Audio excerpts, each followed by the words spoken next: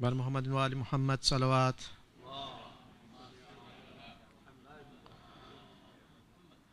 أعوذ بالله من الشيطان الرجيم. بسم الله الرحمن الرحيم. الحمد لله رب العالمين، والصلاة والسلام على أشرف الأنبياء والمرسلين، سيدنا ومولانا بالقاسم محمد وعلى أهل بيته الطيبين الطاهرين المعصومين المظلومين. Can I have a louder salawat ala Muhammad wa ala Muhammad?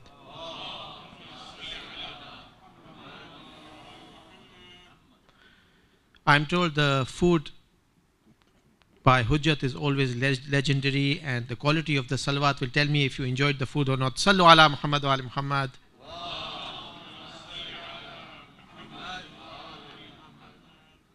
Khosh Amdeed, Karibuni. Tamaru swagat che Khoja Heritage Day 2023, the World Federation House, Harefield. We welcome you all on behalf of our office bearers and our President Al-Haj Safdar Bhai Jafar. To grace the occasion with the verses of the Holy Quran, may I invite Brother Arif Ali Bhai Hirji, please.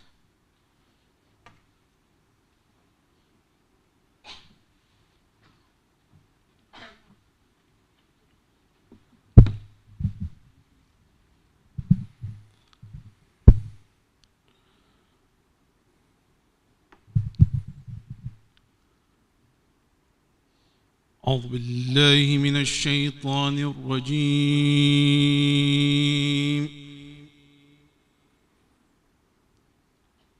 بسم الله الرحمن الرحيم.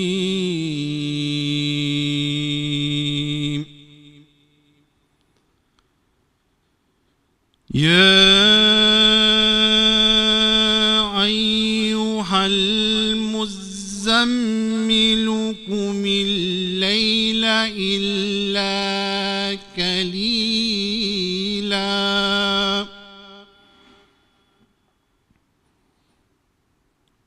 نصفه أو انقص منه قليلا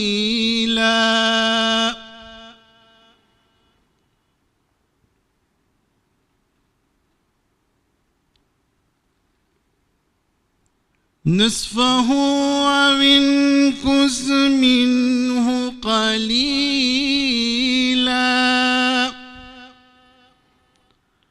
أو زد عليه ورتل القرآن ترتيلا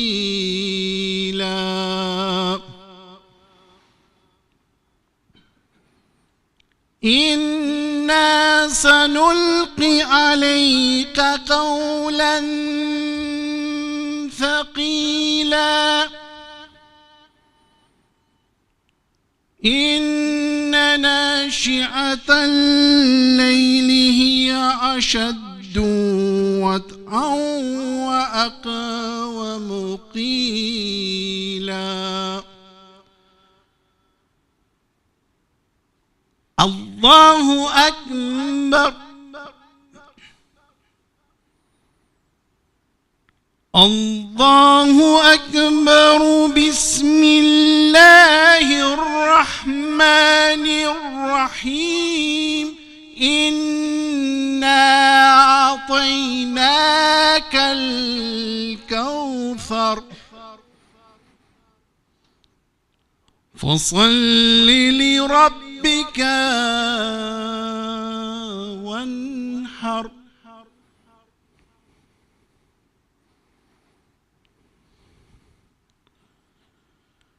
إن شانئك هو الأبتر. صدق الله العلي العظيم. صلوات على محمد وآل محمد.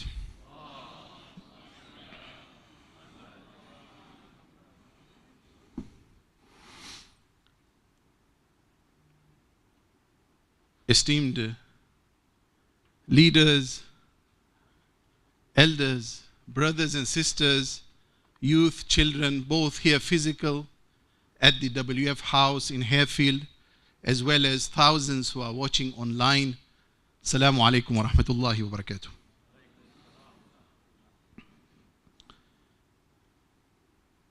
Many people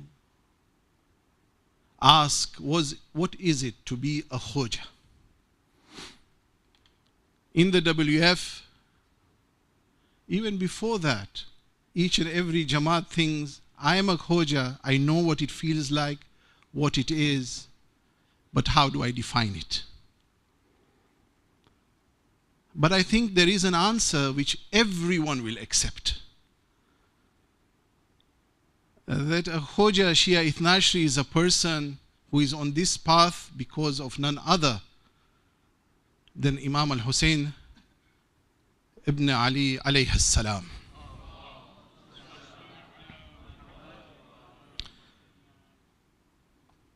You know, there is a particular day which everyone known as Ashura. But the day before, which is 9th of Muharram, is known as Taswa.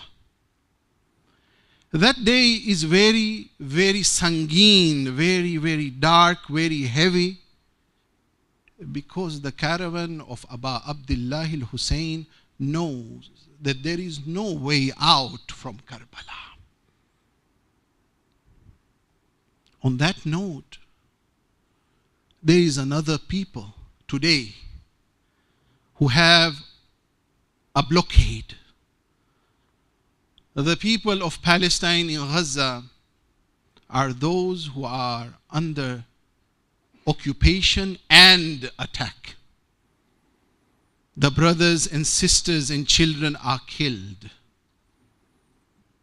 So the Khoja Shia Ithnashri, the lovers of Imam Hussein, remember the day of Taswa when there was no way out. But inshallah we say we are with you, inshallah. The beautiful poet and poem of Sadi, which is mentioned in the Gulistan, and it is written as you enter into the United Nations room, where he says, Bani Adam a'azay yek peykarand ke dar afarinash ze yek goharand. The human race of Bani Adam are of one limb and one body. They are all created out of one essence. If one part of the body aches, another aches. If our brothers and sisters in the Ummah is hurting, we are hurting. And as Sadi says, if you do not hurt with the times, then you cannot call yourself a human. So again, we speak about Khoja heritage, but at the same time, part of being Khoja is to have an identity with values. And therefore, on this note, we take a moment and we recite Surah Al-Fatiha for everyone who has passed away and have been killed. And we say we are all together. Rahmatullahi man kara al-Surah al-Barakat al-Fatiha.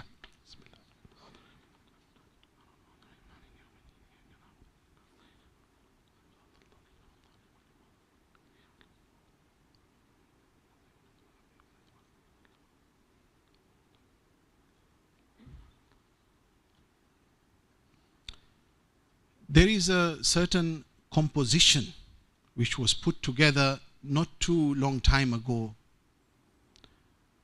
which now we have fondly said that this will be the Khoja anthem.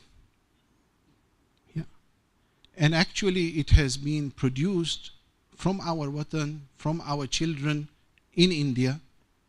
And I welcome the technical team if you can put up the anthem. And let us recite Salawat ala Muhammad wa Ali Muhammad.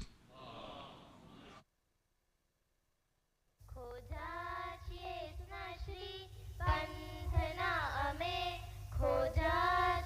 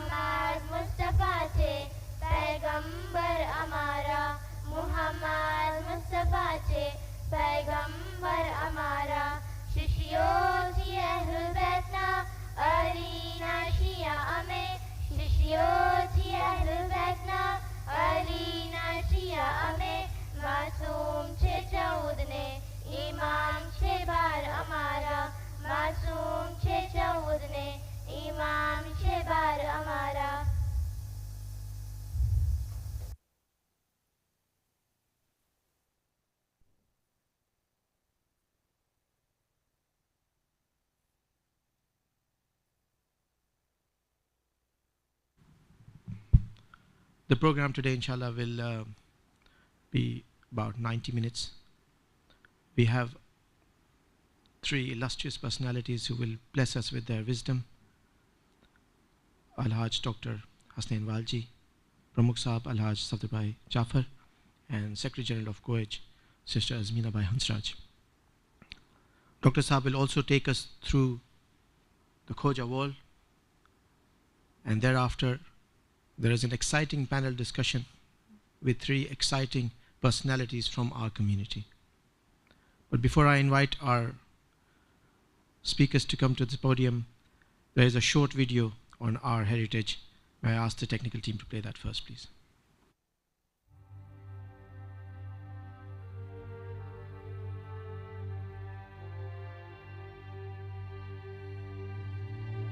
Welcome to the Khoja Heritage Day, where we weave the threads of time and celebrate a treasure trove of culture, traditions and values that bind our Khoja Shia Itna Ashari community across the globe.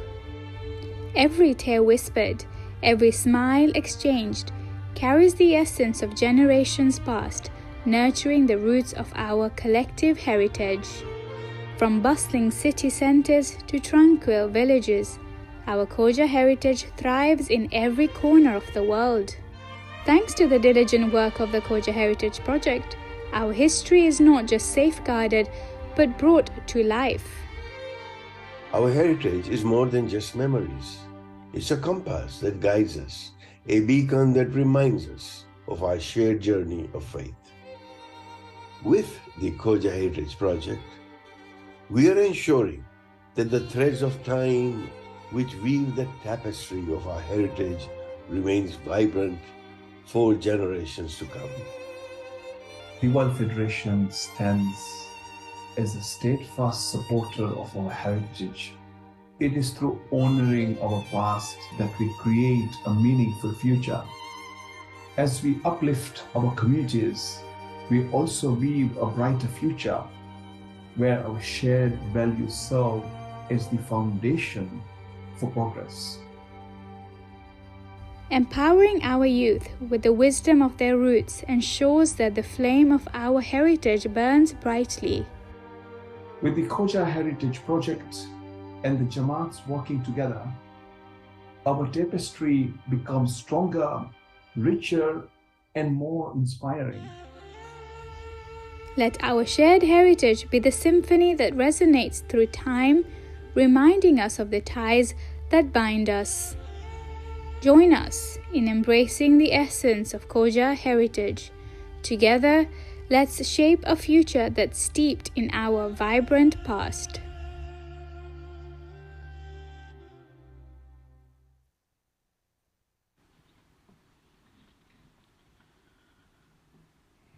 I'm delighted to welcome former Secretary General, Vice President and former President of the World Federation, a person whose illustrious charitable records span from North America across the globe, being a trustee of various charitable organizations, including the American Health Professionals.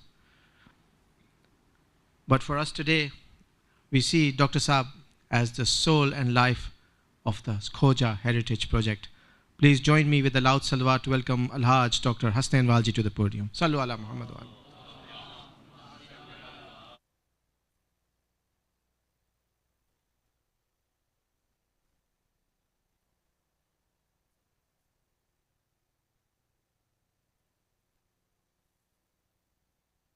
Remove this.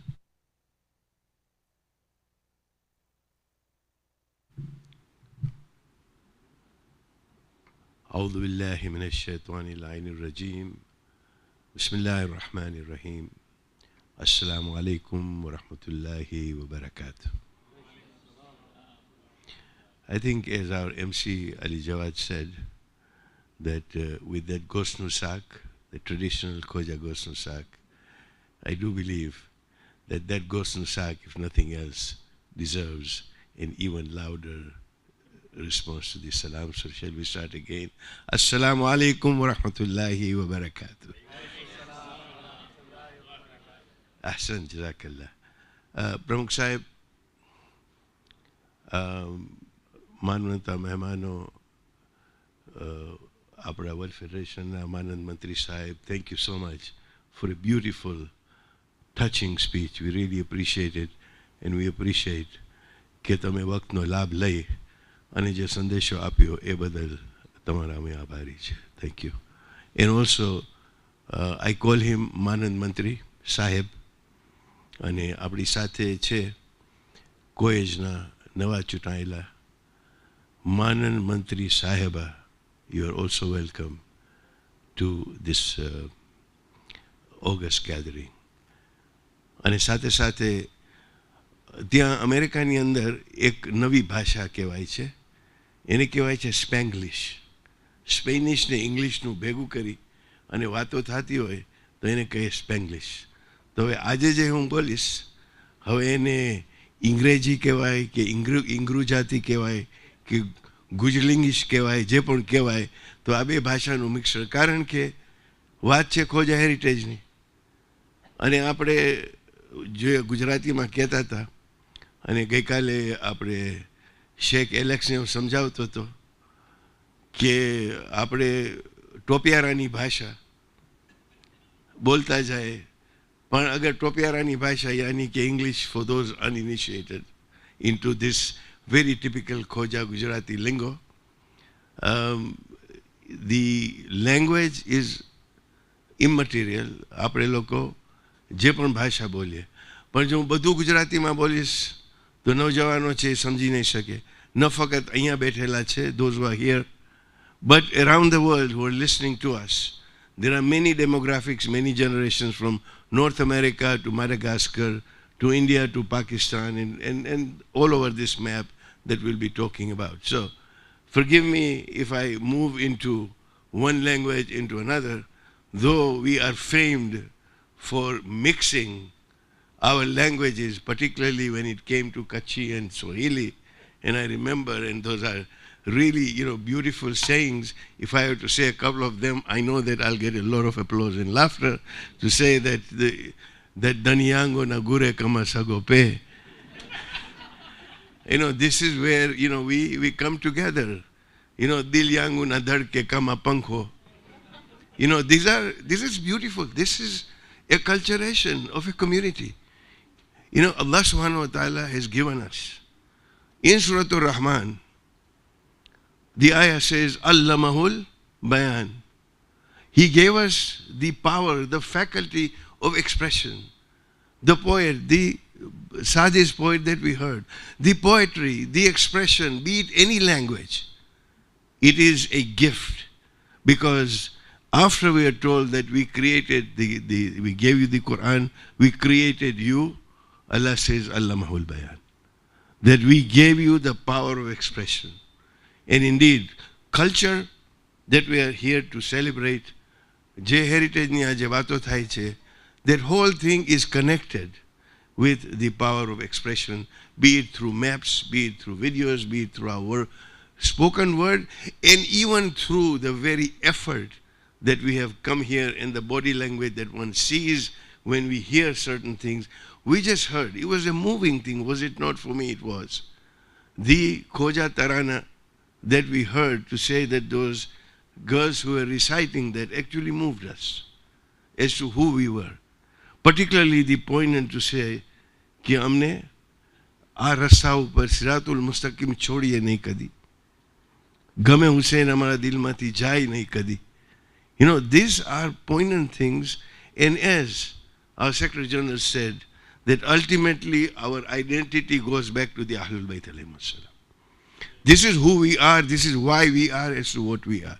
But at the same time to actually see कि आपरी खोजानी जे असलियत छे, ખોજાનું જે heritage છે, એને પણ આપણે સમજીએ તાકે આપણે ક્યાંથી આવી રહ્યા છીએ, where are we coming from, so at least we'll know perhaps that what are those lessons.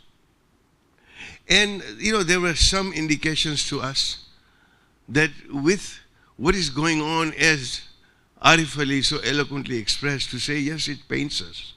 We're part of the Ummah. We are part of the Ummah, it pains us that should we have a celebration, and our response was that this is not a celebration, it is a reflection of our identity, it is a very essence of our being that we gather here, that we remember, and this is our trait.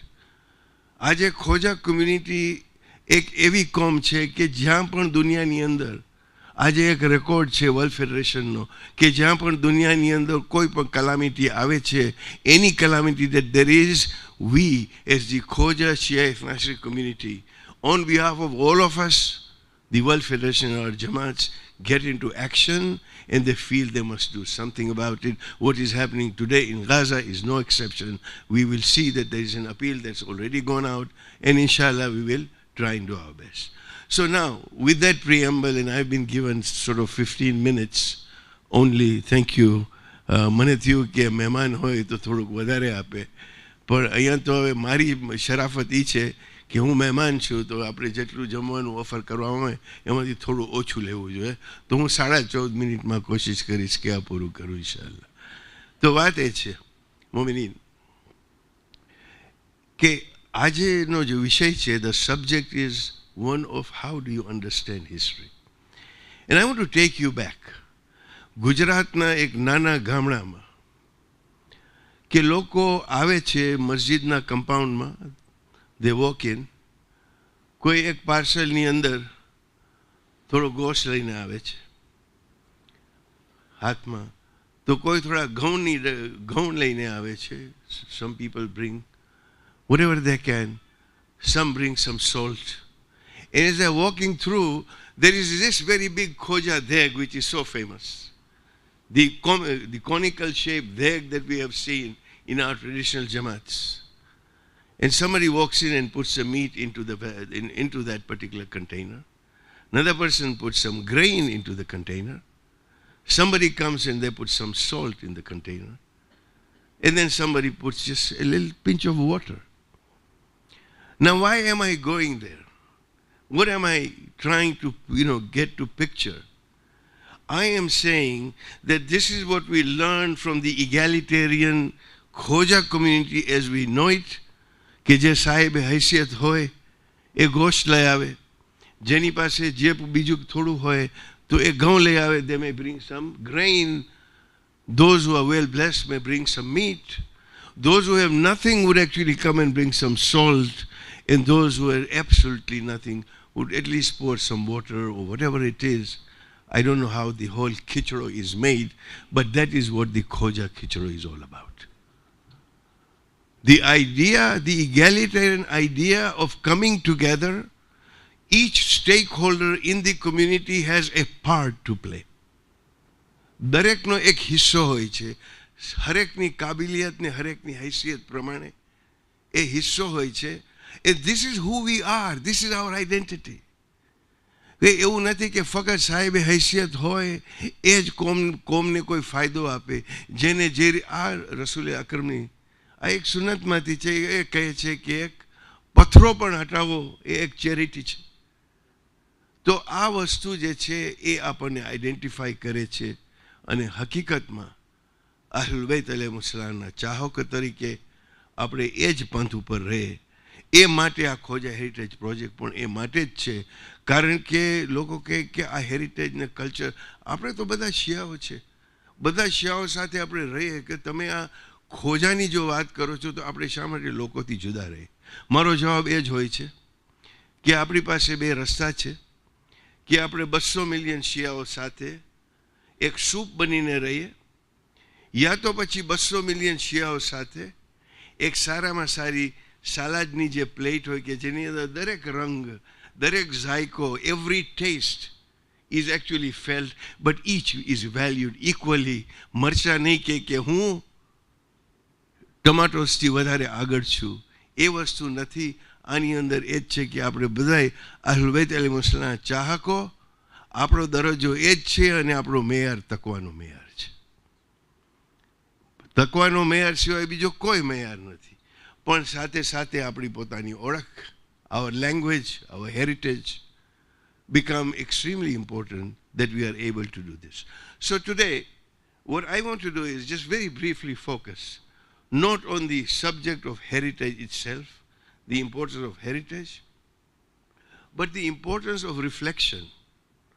Reflection on the sacrifices. Karbala is an epitome of sacrifice. And following that very theme that was started by the Secretary General, that, history is not just a matter of, old dusty textbooks that we have. Not so dusty now that you can read them on Kindle or whatever, but in our times we used to have these dusty big textbooks that we had to carry and read. It's not about content in that particular textbook. It's about understanding who was present, the events, the personalities. Ultimately, it is the idea behind that particular history. And so next time, when we are looking at history, I urge you, particularly my young friends, that ask yourself what happened, who made it happen, and what ideas were there that fueled it to happen. This is how we try and understand our history. So I'll just take a couple. Like the Khichro idea that I brought forth was that there were people who formed a Jamaat, which is our base, that comes from a 2,000-year-old Gujarati tradition of forming a Jat or a Naat, which when we were converted to Satpanth, we called it a Jamaat. And this Jamaat becomes a place where people come. So this Jamaat was formed by people. And that Khichro that they made was part of that egalitarian feeling that we were all part of this and we take part in the various activities. And this is how we analyze history. Now, હું આ ખીચડાની વાત શા માટે કરું છું? કારણ કે ખીચડો મને બહુ ભાવે છે, હકીકતમાં ભાવે છે. પણ આજે કોમની અંદર ઘણી વખતે નાના મોટા વાદ વિવાદ થાય, વગર કારણે વાદ વિવાદ થાય. આશુરાના દિવસે ખીચડો સર્વ કરવો કે નહીં, મોટી વાત થઈ જાય. જમાતની કમિટી 6 કલાક સુધી નક્કી કરે કે કરવું કે ના કરવું. બિકોઝ આપણી જે ડેમોક્રેસી છે ખોજાઓની, એ બ્રિટિશને પણ શરમાવે એવી છે. હવે આપણે અગર સમજીએ આની અંદરથી કે ભાઈ આ ખીચડાની જે શરૂઆત હતી, એ ખીચડાની શરૂઆતની જે મકસદ હતો એ કંઈ ઓર હતો કે દરેક લોકો આવી અને કોમની અંદર જે ન્યાઝ કરવાનું હોય ભેગા થઈને કરે, અને એની નિયત જુદી હતી. તો પછી આ ઝઘડો મટી જાય અગર આપણે સમજ્યા હોત. હકીકત છે કે things change, times change, context changes. એક વખતે ખીચડો કદાચ એક હકીર જેવી વસ્તુ હશે, આજે એક બહુ મોટી. ઘરે મહેમાન આવવાના હોય તો શું બનાવશું? બિરયાની કે ખીચડો બનાવશું. It has assumed a certain level. I'm not here to argue કે હોવો જોઈએ કે ન હોવો જોઈએ. ફક્ત આ એક એક્ઝામ્પલ છે કે અગર હિસ્ટ્રી સમજી હોત તો કદાચ આ વાદ વિવાદ થોડો ઓછો થાય. હવે let me take you on a short journey. And inshallah, I will try and conclude. Events, ideas, and the people behind it. In this timeline, when we go through, you will see that Haji Devji Jamal ends up in Karbala, meets up with Qadir Hussain Karbelai. When they were speaking, it turned out that Qadir Hussain Karbelai learned that Khoja believed in das avatar, that Imam Ali alayhi salam Nauzubillah was the 10th incarnation of Lord Vishnu, and we consider them as part of Godhead. હવે જ્યારે આ વસ્તુ આવી કાદર હુસૈન સામે, ત્યારે એ આયતુલ્લા મઝંદરાની પાસે લઈ જાય છે કે આ લોકોની માન્યતાઓ આવી છે. The rest is history. That Qadir Hussain comes back and we come back on this path. Now, if you analyze, all this in terms of the vision, the essence, because when Devji Jamal said કે અમે અજ્ઞાન લોકો છીએ, તમે કોઈને મોકલો તાકે અમારા માટે તબલીગ કરે. This is the vision that we were those who were thirsty to learn. We were open-minded people. Otherwise, you can say, અમારા બાપ દાદાઓ 10 અવતારના માને છે, આજે 700 વર્ષ પહેલા અમે કેવી રીતે બદલાવી? The idea was to have a curious mind, a discovery, and an open mind કે જેના થકી આપણે આ રસ્તા ઉપર આવ્યા છે. મોમીન, આ કોઈ નાની વાત નથી. આ ફક્ત એ જ નથી કે કાદર હુસેન સાહેબ આવ્યા અને મઝંદરાની સાહેબ એમને મોકલેલા and all this things. There is much more two this things and that is why history becomes so very important. આપણે કહીએ કે આપણે કોમની અંદર 4 લોકો છે કે જેણે પોતાની જાન દીધી છે. અહીંયા છે, એ લોકોના ફોટા છે. જાન દીધી છે, ઠીક છે, એ લોકોએ જાન આપી, એ લોકોએ કુરબાની આપી. લાલજી સાજન, હિરજી અલા રખિયા, લાલન અલાદીન જે કરાચીમાં હતા, જે આપણા સૌથી પહેલા હતા જેઓને જાન આપી. He was the first one to give his life. After that, and then of course we have Kilu Katao and people like that. હવે એ લોકોએ જાન આપી, આ કુરબાની આપી, sacrifice that was given. સવાલ એ છે મોમિનીન આજે અને દુનિયાભરમાં જે આપણા ભાઈઓ તથા બહેનો મોમિનીન જે સાંભળે છે બધાય માટે, કે આયા આજે અગર એ જ વખત આપણા ઉપર ખુદા ન કરે કે આવે કે આપણને આપણો ધર્મ બચાવવા માટે, અહલુલ બૈત અલૈહિસ્સલામની તાલીમ બચાવવા માટે અગર જાન દેવાનો વખત આવે તો શું આપણે દેશું? That is the analysis of history. ભાઈ જાન તો એક બાજુ, ઓલું ઘણી વખતે કહે ને કે ભાઈ એ તો શું જાન હાજર રહે, ભાઈ જાન દિયો ત્યારે ખબર પડે. પણ જાન તો દેતા દે, ભાઈ થોડો માલ આપશો કે નહીં એ પણ સવાલ છે. ઘણી વખતે આ બધા કામો થાય છે, માશાલ્લાહ આ બધી ઇમારતો થાય છે દુનિયાભરની અંદર. તમે જોયું હશે કે ત્યાં આપણે લગભગ 80 બિલ્ડિંગ આપણે અત્યારે જોઈ. આ પહેલાં ખોજા શિયા ઇથનાશ્રી કોમે છેલ્લા 150 વર્ષની અંદર આની અંદર તમે 80 થી 90 ઇમારતો જુઓ છો.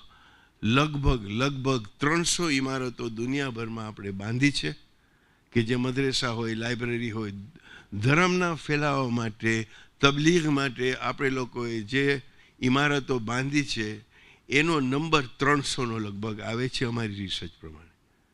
એનો અર્થ એ થયો કે આ વાહેદ 1.5 લાખની એક કોમ છે, એ કોમ્યુનિટી ઓફ 150,000 પીપલ કે જે લોકોએ 150 વર્ષની અંદર, કારણ કે આપણે મઝહબે અહલુલ બૈત ઉપર આવતા લગભગ 150 વર્ષ થયા છે. આ ટાઈમલાઈન તમને બતાડશે અને ટાઈમ મળે તો થોડુંક તો અહીંયા ટાઈમ જોજો, તમને ખબર પડશે. પણ એ 150 વર્ષની અંદર 1.5 લાખની કોમે in 150 years a community of about 150 people has built 300 structures to propagate, to teach, to educate, to take care of social needs of a community, which means કે આપણે દર વર્ષે 2 બિલ્ડિંગો બાંધી છે. This is who we are. Out of the 200 million, જેના સલાદ બોલની અંદર આપણે પણ એક હસ્તી છે. આપણે 150 વર્ષની અંદર 300 ઇમારતો તબલીગ માટે, કામ માટે બાંધી છે. મને તમે બતાવો કે બીજી કઈ કોમ છે કે જેણે આ સંખ્યાની અંદર, આ પ્રપોર્શનની અંદર આ કામ કરેલું હોય. હવે આ કોઈ તકબ્બુરની વાત નથી, આ એ વાત છે કે આપણો જજ્બો એ છે એક ખોજા કોમ તરીકે કે આપણને કરવું જોઈએ. તો એનો અર્થ કે આ બધી ઇમારતો, આ બધી વસ્તુઓ થાય છે. હું એ ફંડ રેઝિંગ કરવા આવ્યો નથી, પ્રમુખ સાહેબે મને કહ્યું નથી કે પૈસા માટે ક્યાંય બોલજે, પણ આદતથી મજબૂર કે આ બધી ઇમારતો જે થાય છે એ ઇમારતો કંઈ હવામાં તો નહીં થાય ને.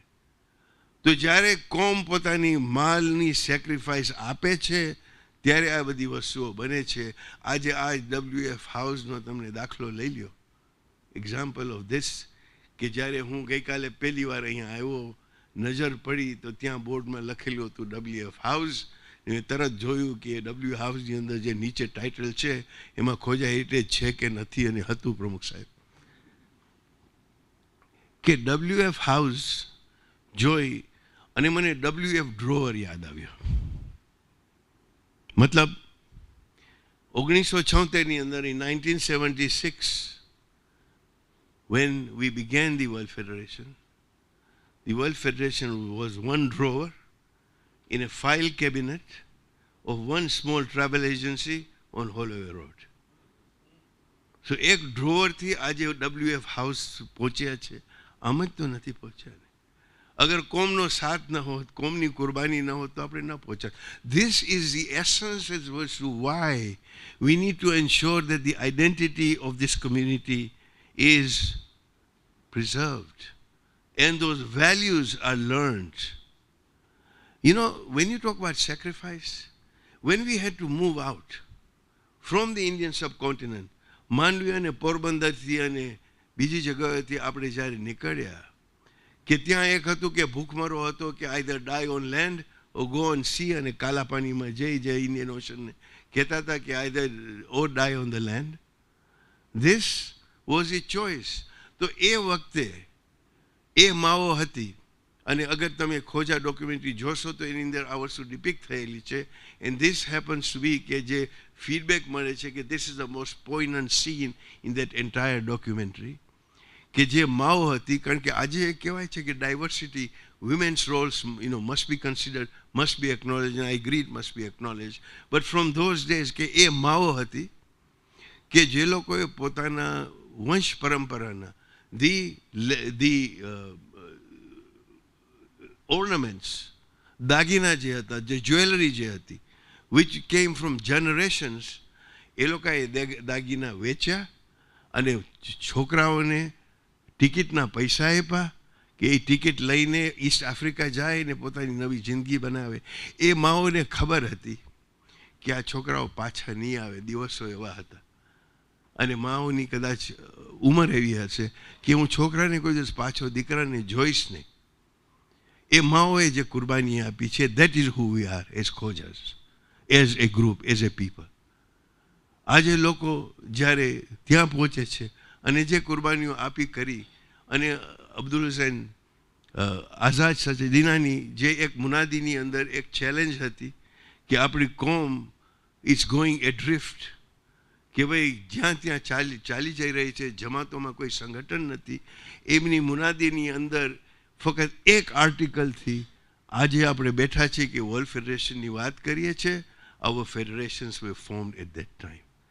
હાલાકી ઘણી વખતે એ કહેવામાં આવે છે, અને ઇન્શાલ્લાહ હું પૂરું કરીશ. I know that I'm gone just a little bit over, I apologize. કે કહેવામાં આવે છે કે where there is one Englishman is a lonely Englishman. હસનભાઈ લખ્યું છે એની બુકમાં. When there are two Englishmen, they form a club, and when there are three Englishmen, they form an empire. તો એવી જ રીતે આપણું છે કે એક ખોજો હોય, મિલ્ટન કીન્સમાં હતો, એક ખોજ હોય તો ઇઝ અ લોનલી ઇન્ડિવિજ્યુઅલ, બે ખોજા હોય તો જમાત બનાવે, અને ત્રણ ખોજા ભેગા થાય તો ફેડરેશન બનાવે. The point is that we have federated because of that vision to come together, and this is why we are here doing what we are doing. There is much to be said in terms of what we can do, but insofar as the Khoja Heritage Day is concerned, મારી appeal એ છે કે આ દિવસને આપણે મહત્ત્વ આપીએ, importance આપીએ, કારણ કે આ એક અગત્યની વસ્તુ છે, ઇમ્પોર્ટન્ટ વસ્તુ છે કે જેનાથી આપણે આપણું સંગઠન, our unity, our connection, and as per the United Nations, that the economic capital is probably less valuable than social capital people have. And the idea of creating and cultivating that social capital is all about the Khoja Heritage Day, and that is exactly why we are here today, gathered, at WF House, and inshallah, all Jamaats around the world would be celebrating, and we'll get some reports, and towards the end, we'll share the names of the Jamaats that they have actually done. Thank you so much for the opportunity. Thank you, volunteers. Thank you, everyone. પ્રમુખ સાહેબ તમારો જે સાકાર રહ્યો છે એ બદલ તમારો આભાર.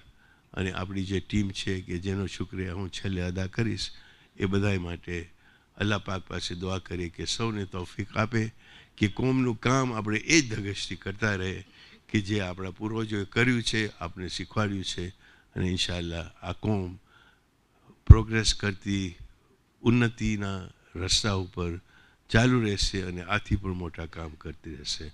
વસ્સલામુ અલૈકુમ વરહમતુલ્લાહિ વબરકાતુહ.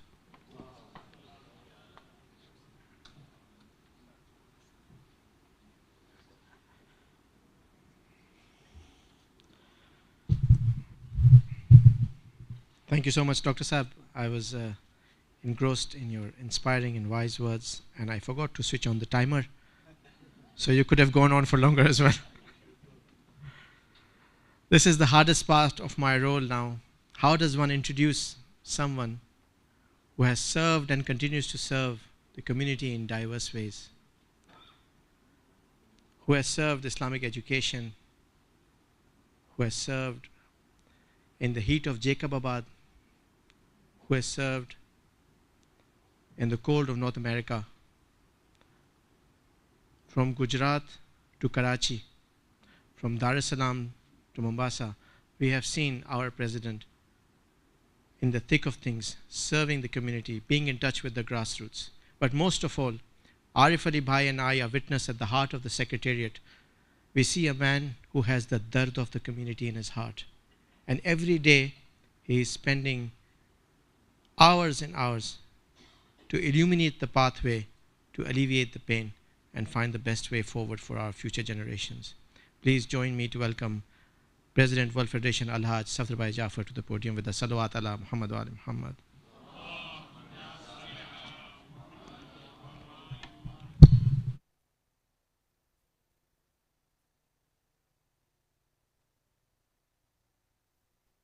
છે પણ ઇન્શાલ્લાહ 15 મિનિટની અંદર એ વોકિંગ એન્સાઇક્લોપીડિયા છે મને લખીને આપવું પડે છે બિસ્મિલ્લાહ રહમાન રહીમ વબિહી નસ્તઈન વસલ્લલ્લાહુ અલા મુહમ્મદ વ અહલી બૈતિહી તાહિરીન respected leadership of Khoja, President Hujjat Jamaat Sipten Bhai, head of the Khoja Heritage Project, past president of the World Federation, the Mekega Secretary General, the longest serving Secretary General of this institution. Kela varas hasni bhai? Ganatu panathi. Alhamdulillah ta'ala, it is a pleasure to have you and elders of the community, brothers and sisters. Assalamu alaikum wa rahmatullahi wa barakatuh. First of all, I would really like to warmly welcome all of you to WF House as we celebrate the Khoja Heritage Day. અને જેમ કે અશ્વિનભાઈ કહી ગયા આપને કચુંબર કયો કે ખીચરો કયો કે આપને ગુજરાતીમાં પણ વાત કરશું અને ઇંગ્લિશમાં પણ so that the global audience can understand અને ગ્લોબલી ઘણા જણા જોઈ રહ્યા છે આ પ્રોગ્રામ હિન્દુસ્તાન પાકિસ્તાનની અંદર અને આફ્રિકામાં પણ અને throughout Europe and North America, Canada. I know it's a big dilemma, but I really want to commend the Khoja Heritage team કે આજે આ Khoja Heritage Day જે છે અમારા નકશામાં આવી ગયું છે and it is now embedded in our calendar. Last year was the first one that took place at MARC, the Mullah Asghar Research Center in Toronto. And Alhamdulillah Ta'ala, it was a brilliant event and it was very well received globally, and many Jamaats commemorated and celebrated this day. And the feedback was profound, and I really want to take this opportunity of thanking Astin Bhai and his team for the fantastic work to remember the heritage. So let us together recite aloud salawat for our volunteers. Salawat alam. ગયા વર્ષે ટોરોન્ટોની અંદર ઘણી બાબતો પર ચર્ચા થઈ as far as heritage is concerned. પહેલું જે સવાલ હતું કે જે મેં મારા પ્રવચનમાં બયાન કર્યું હતું જે ઈ છે faith અને culture. Culture અને faith કેવી રીતે સાથે મળીને આગળ વધી શકે છે. Faith અમારો ultimate objective છે, heritage જે છે, culture છે, traditions જે છે is a means towards the end, and that is to strengthen our faith. અને બીજું પણ ઇન્ટરેસ્ટિંગ ચર્ચા જે થયું હતું એ લેંગ્વેજ ઉપર હતું. ગુજરાતી લેંગ્વેજ ઉપર we had a very interesting discussion. Morbi Raza Alibhai Hirji હતા, બીજી તરફ અમે હતા અને અશ્વિનભાઈ વચમાં હતા અને ઘણી વાત થઈ whether we can maintain our language, how can we maintain, to what extent can we maintain, but I won't go into those things. Suffice to say that it is something that can come up in informal discussions. But for today, I would like to focus on two things, and I would like to leave some suggestions with all humility to the Khoja Heritage team to look into for the future. And it is not far from what Astin Bhai just mentioned, because one of the first things that the Khoja Heritage team did was that profound film, Journey of Faith. Journey of Faith. અમારો heritage એની અંદર છે કે અમે કેવી રીતે ઇસ્માઇલીથી ઇથનાશ્રી તરફ આવેલા. So, keeping that in mind, and maybe it's just a coincidence that we are at ICARE, the International Center of Advanced Islamic Research. So I want to touch upon and elaborate on the sacrifice component that he just mentioned and suggest that probably as a collaboration between Mark and ICARE, from the journey of faith, maybe there are certain components of research that can be done here at ICARE so that there is sustainability and appreciating heritage vis-a-vis the strengthening of our faith. પણ મને બે ચીજ ઉપર focus કરવું છે. One is ખોજા ફિલેન્થ્રોપી, જેના ઉપર તમે ઇશારો કર્યો, એના ઉપર મને ટચ કરવું છે. નંબર 2, ખોજા સેક્રિફાઇસીસ, અને third is the suggestions in terms of the way forward. Khoja ફિલેન્થ્રોપીના બારામાં આપને સાંભળી ચૂક્યા. 34 મિલિયનનું આ કોમ્પ્લેક્સ છે, કેવી રીતે થયું, ફિલેન્થ્રોપીનું મિસાલ છે. ગાઝાની વાત થઈ, યા ગઝાની વાત થઈ. આપના વેલ્યુઝ છે. WFનું હ્યુમેનિટેરિયન વિંગ WF એઇડ છે. જ્યારે પણ દુનિયામાં ક્રાઇસિસ થાય, એમના મોરોકોમાં પણ અર્થક્વેક થયું હતું તો ફોન આવી જાય છે. પણ we have defined our values at the World Federation. Charity starts from home. So the first priority for us is Khoja Shia Ishnashri. Economic upliftment of Khojas is the priority. Charity starts from home. The second is Shia Ithnashri. ઘરમાં કામ કરે, second responsibility Shia Ithnashri, જ્યાં પણ હોય. Number 3 is Muslim community, alignment of faith. And 4 is humanity at large. £1 હોય તો અમે કોને આપી શકે? Charity starts from home. આપણે એવી રીતે શરૂઆત કરીને આગળ વધે.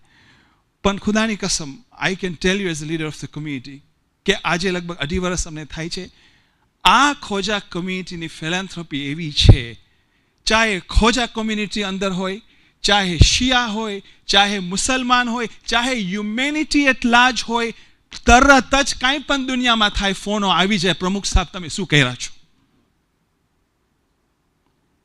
Who is Hussein is an example. હુસેનના નામથી આજે બારે આપના સિટીઝન્સને ખાવાનું આપે છે, નથી આપતા. ગાઝાનું ઇવેન્ટ થયું તો મને ફોન આવ્યા. વર્લ્ડ ફેડરેશન શું કરે છે? અમે હજી એપીલ લોન્ચ નથી કરી, આપણે પૈસા પહોંચાડશો કેવી રીતે? બ્લોકેજ છે, કેવી રીતે પહોંચાડશો? એ કે ના, તમે કરો, કંઈક કરો. અલ્હમ્દુલિલ્લાહ તાલા, બીકોઝ વી આર એન ઇકોસોક, યુનાઇટેડ નેશનનું સ્ટેટસ છે અમારી પાસે. United Nation refugees work, UNRWA જે છે, we have worked with them. We have a relationship with them. We have a relationship with other agencies who have worked, and our teams coordinated. There is clear potential to get the funds there. Immediately one donor came and said, Khoja Shiashish donor who has given charity to every component, એ કે $50,000 લઈને હમણાં જ place કરું છું.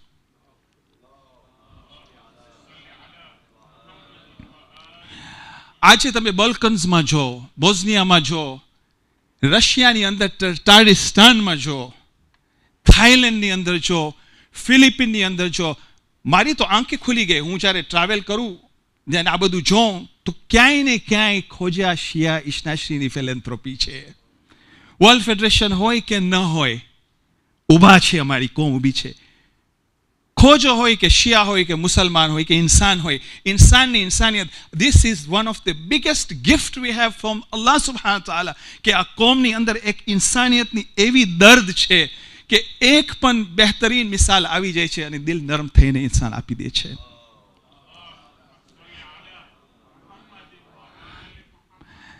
હમણાં Sheikh Nadir waste Africa ગયા હતા.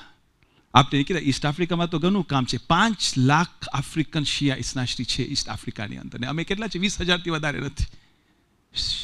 સૈયદ મરહુમ મોસીલ હકીમે કીધું હતું, તમે આફ્રિકામાં રહો છો, આફ્રિકનો માટે શું કરો છો? ત્યારે બિલાલ એસ્ટાબ્લિશ થયું 50 વર્ષ પહેલા. આજે 5 લાખ આફ્રિકનો છે. મેજોરિટી ખોજા શિયા ઇસ્નાશ્રી, ચાહે વર્લ્ડ ફેડરેશન, ચાહે આફ્રિકા ફેડરેશન હોય, બિલાલ હોય કે વિપાસ હોય કે જે ઇન્સ્ટિટ્યુશન્સ હોય, જેને અલગ ટ્રસ્ટ છે, કામ તો થાય છે ફિલેન્થ્રોપી. વેસ્ટ આફ્રિકામાં શેખ નાદિર ગયા, કીધું એક્સપ્લોર તો કરો ત્યાં શું થઈ રહ્યું છે. ત્યાં પણ ગયા. ગાના છે, સેનેગલ છે, એ બધા વેસ્ટ આફ્રિકામાં છે, આઇવરી કોસ્ટ છે. એ આવીને કે કમાલની વાત છે કે ત્યાં પણ ખોજા પહોંચી ગયા છે ફિલેન્થ્રોપી. ને કેટલા 3,000 મોમિનીન મોહર્રમના મહિનામાં આવીને મજલિસોમાં શિરકત કરતા હતા. અને એ ફ્રેન્ચી જબાન આવડે છે. Sheikh નાદિરને head of external Tabligh છે, એ ફ્રેન્ચમાં મજલિસ પડતા હતા. હસનીનભાઈ લાસ્ટ યર તમે કહી ગયા ટોરોન્ટોની અંદર કે ખોજાનું એક ખુસુસિયત એ છે કે we are the master of understatement. We are the master. અમે સિમ્પ્લિસિટી ને સિન્સિયરિટી, આપને ખબર નથી અમે શું કામ કર્યા છે. આજે જ્યારે આપણે આ પોઝિશનમાં આવ્યા છે તો ખબર પડે છે કે કોમ શું કામ કરી છે. Master of understatement in the sense કે અમે ઘણું કામ કરી રહ્યા છીએ એઝ અ કોમ્યુનિટી અને બેનિફિટ થાય છે. અને આ ગરીબો અને યતીમો અને મિસ્કીનો અને અસીરોની દુઆ છે જેના થકી અમે અહીંયા પહોંચ્યા છે. એટલે જ્યારે કોઈ કે ખાલી ખોજામાં ફોકસ કરો, હું કહું છું હેરિટેજ સ્ટાર્સ ફ્રોમ હોમ, પણ ઇન્સાનની ઇન્સાનિયતનું દર્દ અમે રાખીએ છીએ તો અલ્લાહ મલ્ટીપ્લિસિટી ઓફ વેલ્થ અમને આપે છે કે અમે બીજાને મદદ કરે. તો એ બાબત ઉપર આ કોમ્પોનેન્ટ ઓફ ફિલેન્થ્રોપીમાં I want to connect it to the next subject, which is sacrifice from the Khoja community. ઇસ્લામ કેમ ફેલાનું? જનાબે ખદીજાની દોલત અને રસૂલે ખુદાની કયાદત. એવી જ રીતે જ્યારે આપણે જોઈએ કે ખોજા શિયા ઇશનાશીનું જે આ ઇન્શાલ્લાહ એવોલ્યુશનની વાત હસનીનભાઈ કરશે પછી ખોજા ચાર્ટમાં તમે જોશો તો એમાં પણ બે ઇમ્પોર્ટન્ટ ઇન્સ્ટિટ્યુશન્સની જરૂરત હતી. ખોજા ફિલેન્થ્રોપી અને શેખ ઝૈનુલ આબિદીન મોઝાંદરાનનું ખિદમતથી મુલ્લા કાદર હુસૈન કરબલાઈ અને એની કુરબાનીઓ અને બીજા મોમિનીની કુરબાનીઓ. These two things went together. The wealth of Khadija and the leadership, religious leadership of the Prophet, the philanthropy of the community, and the sacrifices starting from Mullah Qadir Hussain Karbala. And I would like to briefly talk about that. તમે 300 બિલ્ડિંગની વાત કર્યા, મને સમાચાર છે કે 310 building છે, પણ સિપ્તેનભાઈ અહીંયા બેઠા છે તો કહે છે નોર્વિચ હાઉસ જોઈને ચપલીને આ 3 ગયો તો 313 થઈ ગયા. 313 સાડી નિશાની છે. ખોજા ફિલેન્થ્રોપીમાં હસનીનભાઈના મૌજૂદગીમાં મને બોલવું કોઈ શરમ આવે છે કારણ કે I consider myself a student of the wealth of knowledge from Khoja heritage that he has is concerned. હસનીનભાઈ, you will be a witness કે આપણે ખોજા ફિલેન્થ્રોપીની વાત કરે તો શેઠ જેરાજ પીરભાઈ તથા દેવજી જમાલ તથા મોહમ્મદ રવજી અને આ બધા ફિલેન્થ્રોપીસ હતા કે જે ઉભા રહી ગયા to support Mullah Qadir Hussain Karbala in 1873 when he left Karbala upon the orders of Sheikh Zainul Abidin Mazandaran to come to support the community towards the path of the Ahlul Bayt. It was a tough time. Look at history. Excommunication. આપને નાતબાર કરવામાં આવ્યું. બેરિયલની જગા પણ ન હતી. Threat હતું. If somebody dies, you will not be buried at that point in time. કબ્રસ્તાન became so important. આજે તમે આખી શિયા ઇશનાશી કોમ્યુનિટીને જો દુનિયાભરમાં ખોજાઓ છે પહેલા કહેશે કબ્રસ્તાન અમને કરવું છે. એક નહીં, 2, 3 કબ્રસ્તાન. આજે અલ્હમ્દુલિલ્લાહ હૈદરી પણ અચીવ કરી નાખ્યું છે કબ્રસ્તાન. કબ્રસ્તાન ઇઝ પ્રાયોરિટી. ત્યારે ખલફા રતનસિંહની દીકરીનું ઇન્તિકાલ થયું હતું અને સ્ટેડફાસ્ટ હતા એ અને કીધું કે અમે તમને રજા નહીં આપે કબ્રસ્તાનમાં દફન કરવા. ત્યારે ચર્ચા થઈ તો દેવજી જમાલે આવ્યું ને he said, brothers, don't worry. If the Ajam do not permit us, Ajam referring to the Ismailis at that time, do not permit us to bury our dead in Sonapur, we will send the corpses to Karbala. 1899 માં આરામબાગ મુંબઈમાં તશ્કીલ થયું.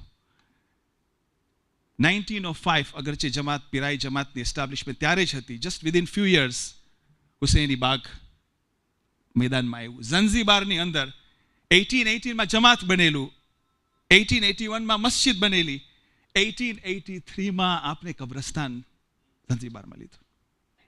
Because we realized the importance of these things, and this is where philanthropy played a huge role despite difficulties that went through. Boycotts on the community, businessmen who are very well known. Jairaj Pirbhaiની વાત થાય છે કે he had that aura and charisma in him and he was a wealthy man. But when Qadir Hussain Karbala he came to support him. Otherwise this would not have happened without the support of the philanthropists. But having said that, the thing that really was the biggest level of sacrifice was the life and the blood given by Mullah Qadir Hussain himself and his fellow community members, and some of the names, Lalan, Aladdin, Kilu Khatao, and that Hasnin Bhai mentioned. Mullah Qadir Hussain Karbala, interestingly, is from Madras. Hasnin Bhai, આ મદ્રાસનું પણ તમે જરાક તવજ્જો દેજો. હું મદ્રાસમાં હતો ગયા અઠવાડિયે. અને મારી મુલાકાત થઈ with the chief qadi of Madras, who is appointed by the government of Tamil Nadu. અને એના સાથે બેસીને વાત થઈ તો મુલ્લા કાદિર હુસૈનનું પણ ગુફ્તગુ થયું. તો મદ્રાસના પાણીમાં પણ કંઈ છે કે એ પછી આવ્યા, he came to Mumbai and then he went to Najaf and he then came back to Mumbai to support something to look into in terms of history. જ્યારે આવ્યા ત્યારે જોશ હતું, મરજા મોકલાવ્યા છે, path of Ahlul Bayt, ઇસના આશરી તરફ માણસો આવતા ગયા. He used to give sermons. 400 people at a point in time used to gather at his house for sermons. દરરોજ નમાઝ જમાત થતી હતી, 100 જણા આવતા હતા. હવે આ કરબલા સાથે કનેક્શન, હસીનભાઈ વાત કરે કરબલાનું કનેક્શન, 400 જણા રબીઉલ આખરના મહિનામાં, કોઇન્સિડન્ટ નથી, અમે રબીઉલ આખરની તરફ આવી રહ્યા. રબીઉલ આખરના મહિનામાં he came to Mumbai. 400 જણા આવતા હતા. બ્રોડર મજાલિસમાં 100 જણા ફોર નમાઝ. આસ્તે આસ્તે જ્યારે બોયકોટ શરૂ થયું, જ્યારે પાબંદીઓ આવી, when people were disturbed by the communities there for so-called rebellion, રમઝાનના મહિનામાં મુલ્લા કાદિર હુસૈન કરબલાઈ એકલા રહી ગયા. મોગલ મસ્જિદમાં જવું પડ્યું. એટલું સુધી કે બીજા ફિલેન્થ્રોપિસ્ટ એના સાથે હતા, એ પણ ડરીને શાંત થઈ ગયા, થોડા રહી ગયા હતા. 18મી રમઝાનમાં મોગલ મસ્જિદમાં અમાલે લૈલતુલ કદરમાંથી જઈ રહ્યા છે. Threat on his life, threat હતું એના લાઈફ ઉપર કે મારી નાખશો તને, ખબરદાર. પહેલા તો પૈસા ઓફર કર્યો, 20,000 રૂપિયા દેવામાં આવ્યા. એટ ધેટ ટાઈમ 25,000 મૂકી દો આ કામ. એ કે હું આ ઇમામ હુસૈનનું કામ ન મૂકું. એ કે આ માણસ તો પૈસાથી નહીં લેવાય, તો હવે તો જાનનું હતું. તારે મસ્જિદ, મોગલ મસ્જિદમાં ગયા, બોડીગાર્ડ્સ હતા ત્યાં મસ્જિદના કે એને કોઈ હમલો ન કરે. ત્યારે કોઈ આવીને કહે છે, આગા સાહેબ તમારી જાન જાશે, તમે બેતર છે આ મૂકી દો. તો his reply was, if murdered I become the slave of Hussain.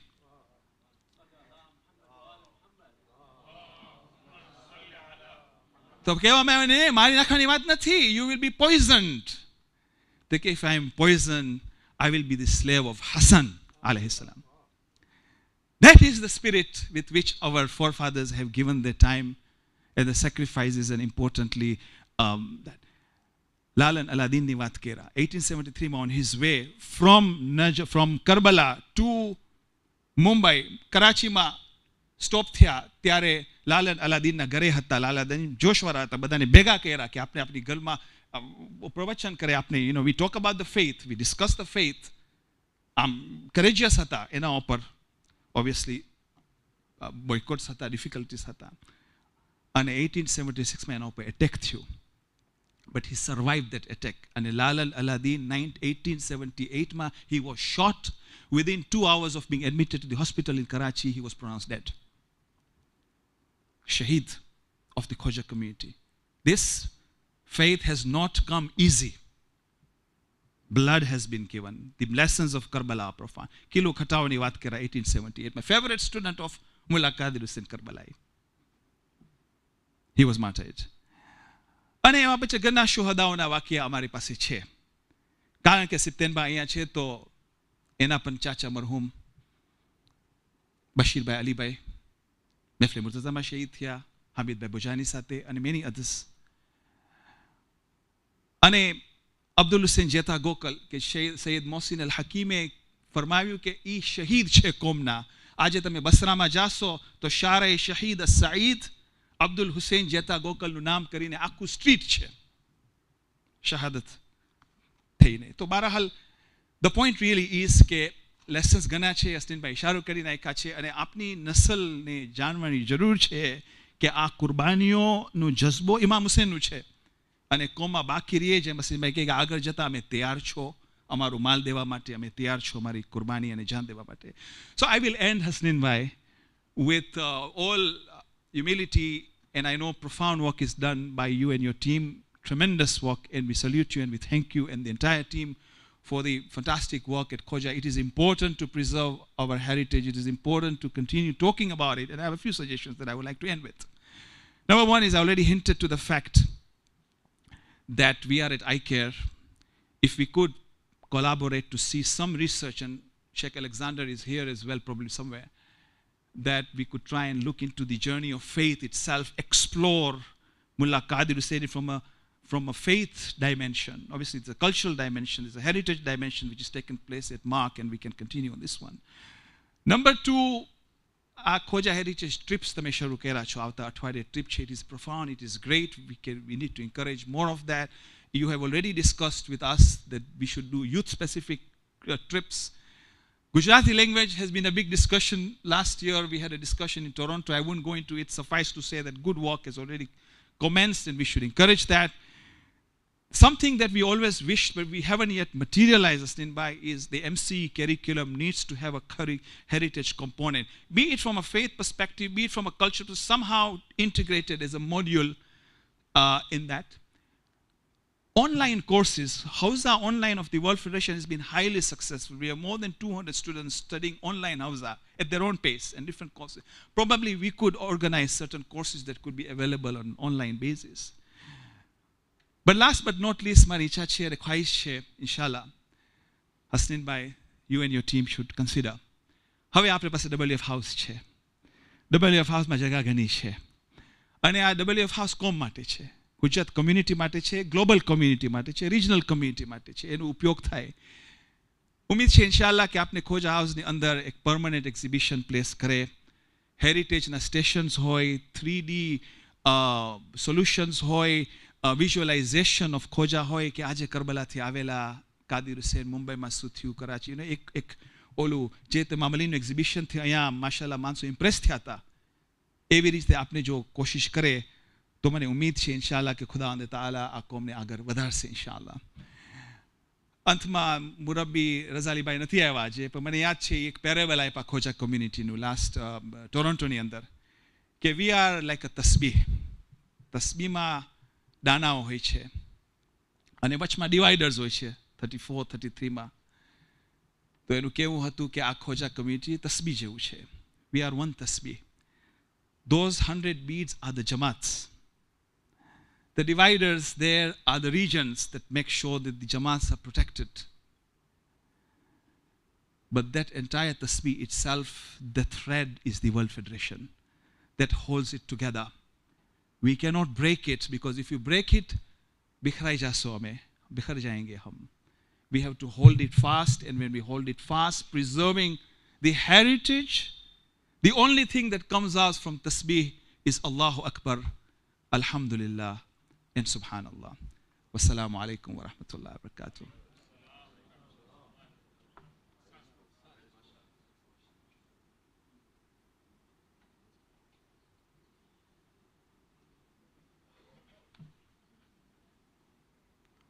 Thank you so much, Pramukh Sahib. Inshallah, we take inspiration from our Shuhada and from the community whose rich heritage has not come easy, like you wisely said. May I now hand over to my brother Arif Ali Bahirji to take us to the next stage of the program. Please welcome him with a salawat, please.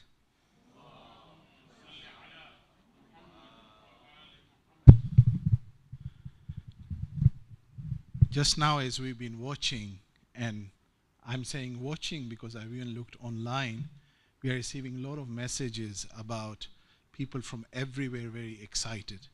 In this very house, we have got leadership from multiple Jamaats.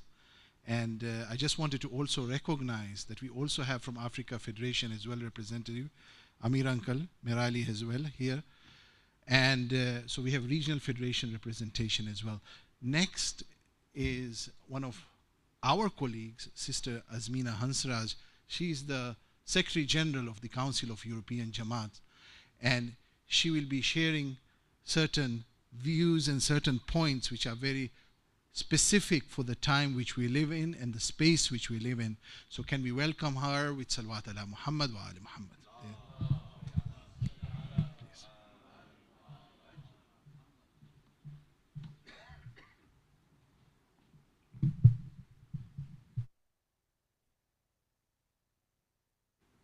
أعوذ بالله من الشيطان اللعين الرجيم بسم الله الرحمن الرحيم.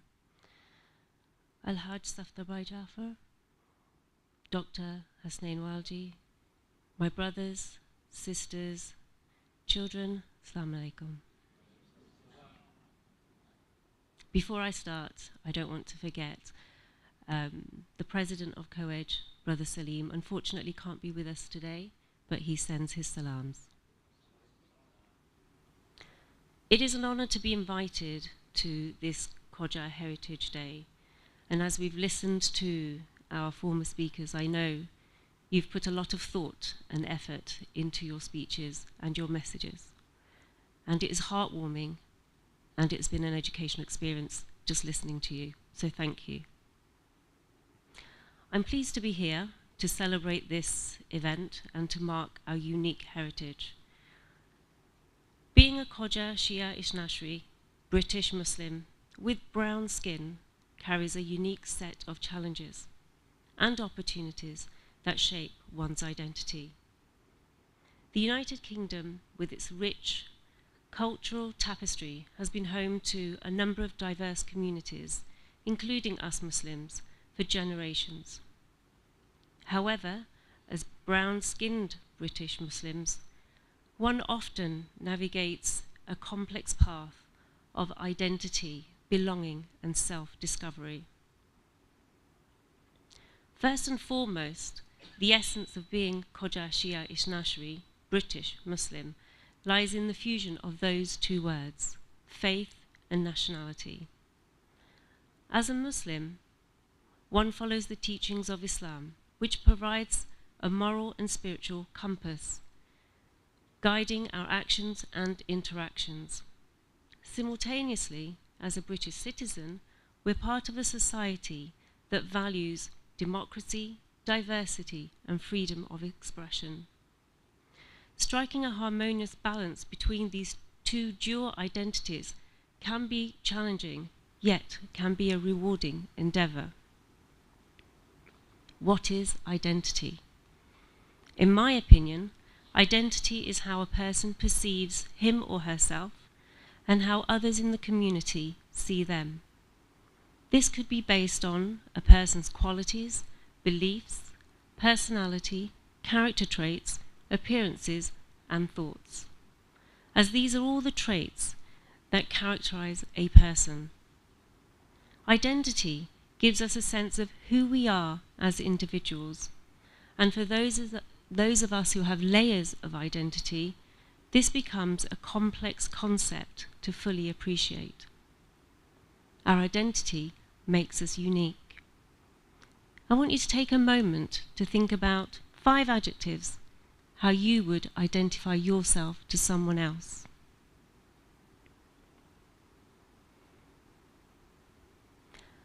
How do we present these different layers of our identity? Do we have hidden identities, having been brought up in a different country, amongst a different community, amongst a different faith, amongst different values and a different culture? These are all important questions, because the interactions that we have with people around us help to develop our identity.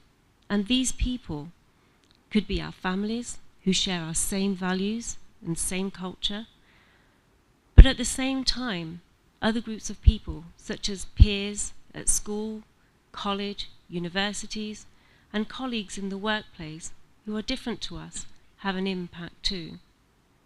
Another layer is that of the influence of social media, how the media portrays its own definitions of groups and of individuals can shape our young children's impressionable minds. As Khoja Shia Ishnashri British Muslims with brown skin, our identity is an ongoing journey of self-discovery and self-acceptance. It involves understanding the intricacies of our faith, the culture we're immersed in, and the unique experiences that result from the interplay of these elements. This identity is a testament to the resilience of individuals who continuously strive to harmonize their beliefs with their nationality while embracing the richness of their multicultural surroundings. So does identity matter? In my opinion, it does, because these labels carry expectations from ourselves and the society that we live in. Professor Kwame Anthony Appiah, stated that when we apply labels to ourselves, we have accepted some of those qualifying traits of that label. So clearly, identity is important because we will make links to those around us and perhaps even adopt their morals and values. Now, this is an important point because for our community, a group of people who have moved from different parts of the world with our own culture, our own belief system, we may be concerned that the influence of others around us could permeate through to the next generation. With the rich background that we have, it would be a shame to slowly have our heritage diluted. As a mother of 2 young female adults, it has been illuminating to observe how they have tackled their own journey of understanding their unique identities. Born in the UK, but raised in Europe, their heritage and identity was always at the forefront of our minds and formed the basis of many conversations around the dinner table. Fortunately, due to their curiosity and fantastic relationship with their late paternal grandfather, they spent many an afternoon during their visits to the UK listening intently to their granddad's stories of where he grew up and his life experience in Soroti. These interactions and memories clinched and sparked their interest to learn more about heritage. They were desperate to find out more about their family's past endeavours and were captivated by these stories. Is it true to say that home life and engaging discussions about our background should form a significant part of our children's upbringing? I think so. Being educated in a different country and under a different education system, we should be grateful for the PSHE curriculum that is offered in all schools.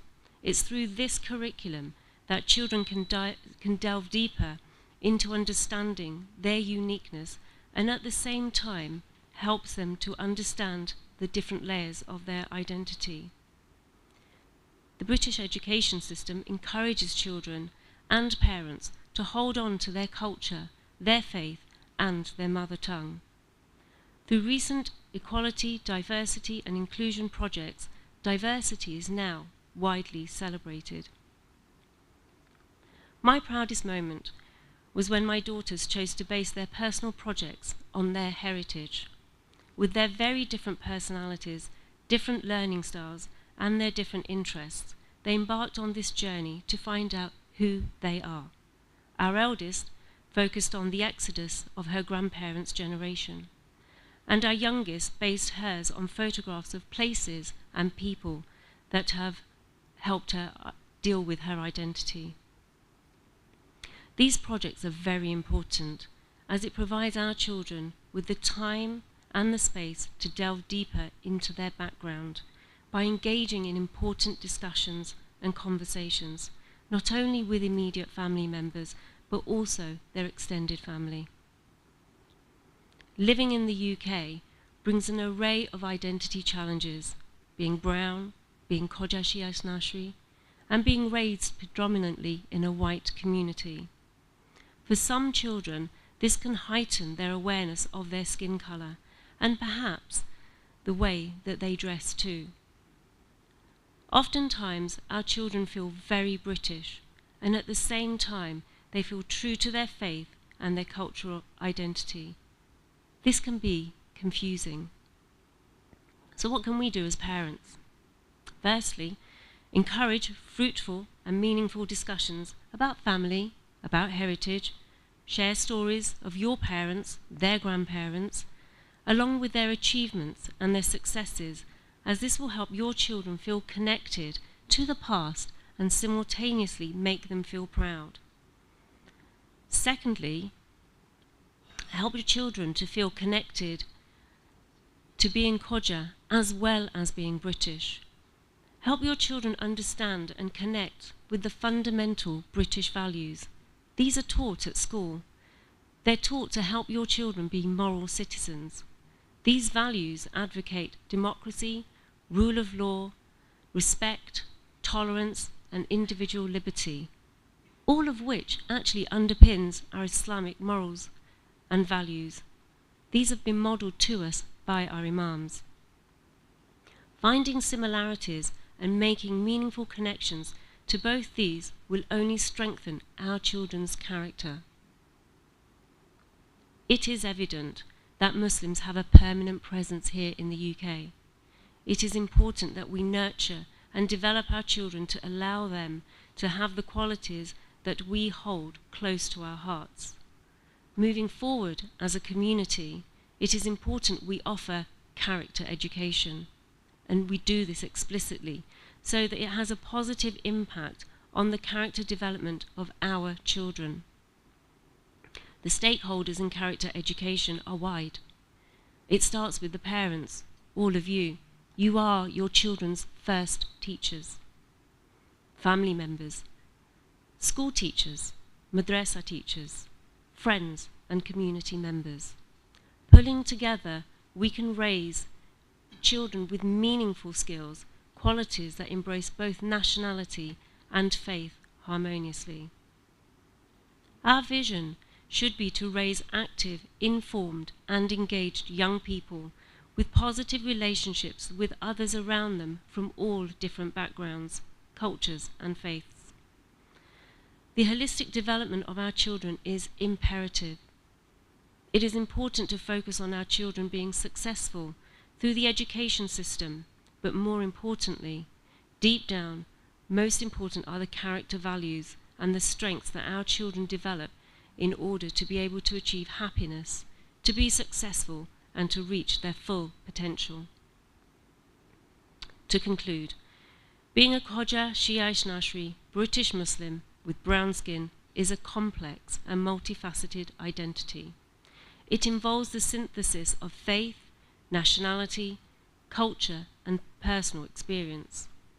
While it may come with its challenges, it also brings an opportunity to contribute to the diversity and vibrancy of British society, making it a compelling and involving aspect of our lives. It is an identity that is worthy of celebration and a reminder of strength that comes from embracing one's unique self.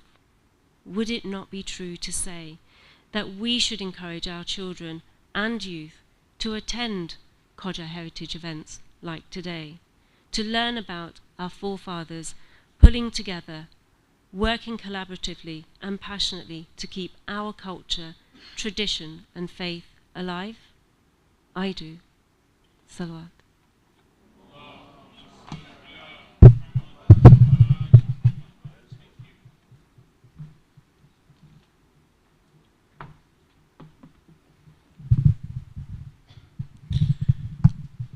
Thank you very much, Sister Azmina, specifically reminding us that we are here, but the theme is that we have had our journey which has been throughout this world, and we have certain values that really permeate through time. Allama Iqbal says that when it comes to values, those cannot be forgotten even if you're in the West, because he said, Khira na kar saka mujhe jalwae danish farhang, surma hai meri aankh ka khake Madina o Najaf. Surely the pomp and the highness of the West could not shake me, because my eyes are colored with the soils of Medina and Najaf. As such, those values are very important. Now there is a cry, there is a plea, and as such, as we started, we're not celebrating, but our hearts are in sorrow because of the people who are suffering. And I'll ask the tech team to kindly come up with this video, which is regarding Gaza. Salawat ala Muhammad wa ala Muhammad. This is an urgent appeal. The humanitarian disaster in the Gaza Strip has reached unprecedented levels. More than 2 million Palestinians are stuck in a catastrophic situation. Our partners on the ground are desperately sourcing provisions to distribute once humanitarian corridors are established. This affects each and every one of us. We each have a role to play to alleviate their suffering. Please donate whatever you can. Thank you.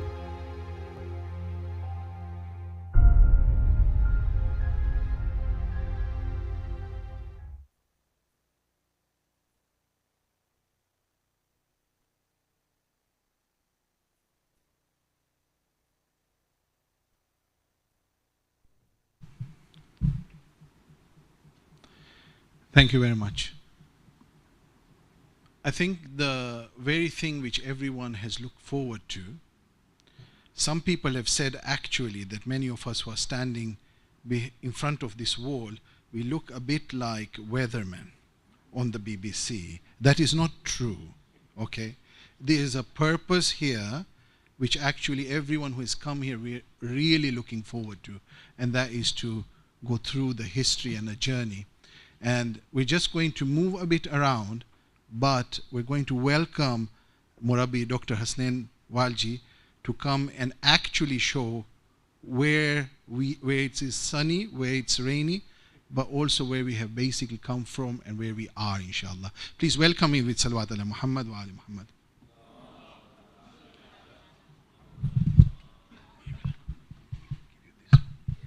Thank you.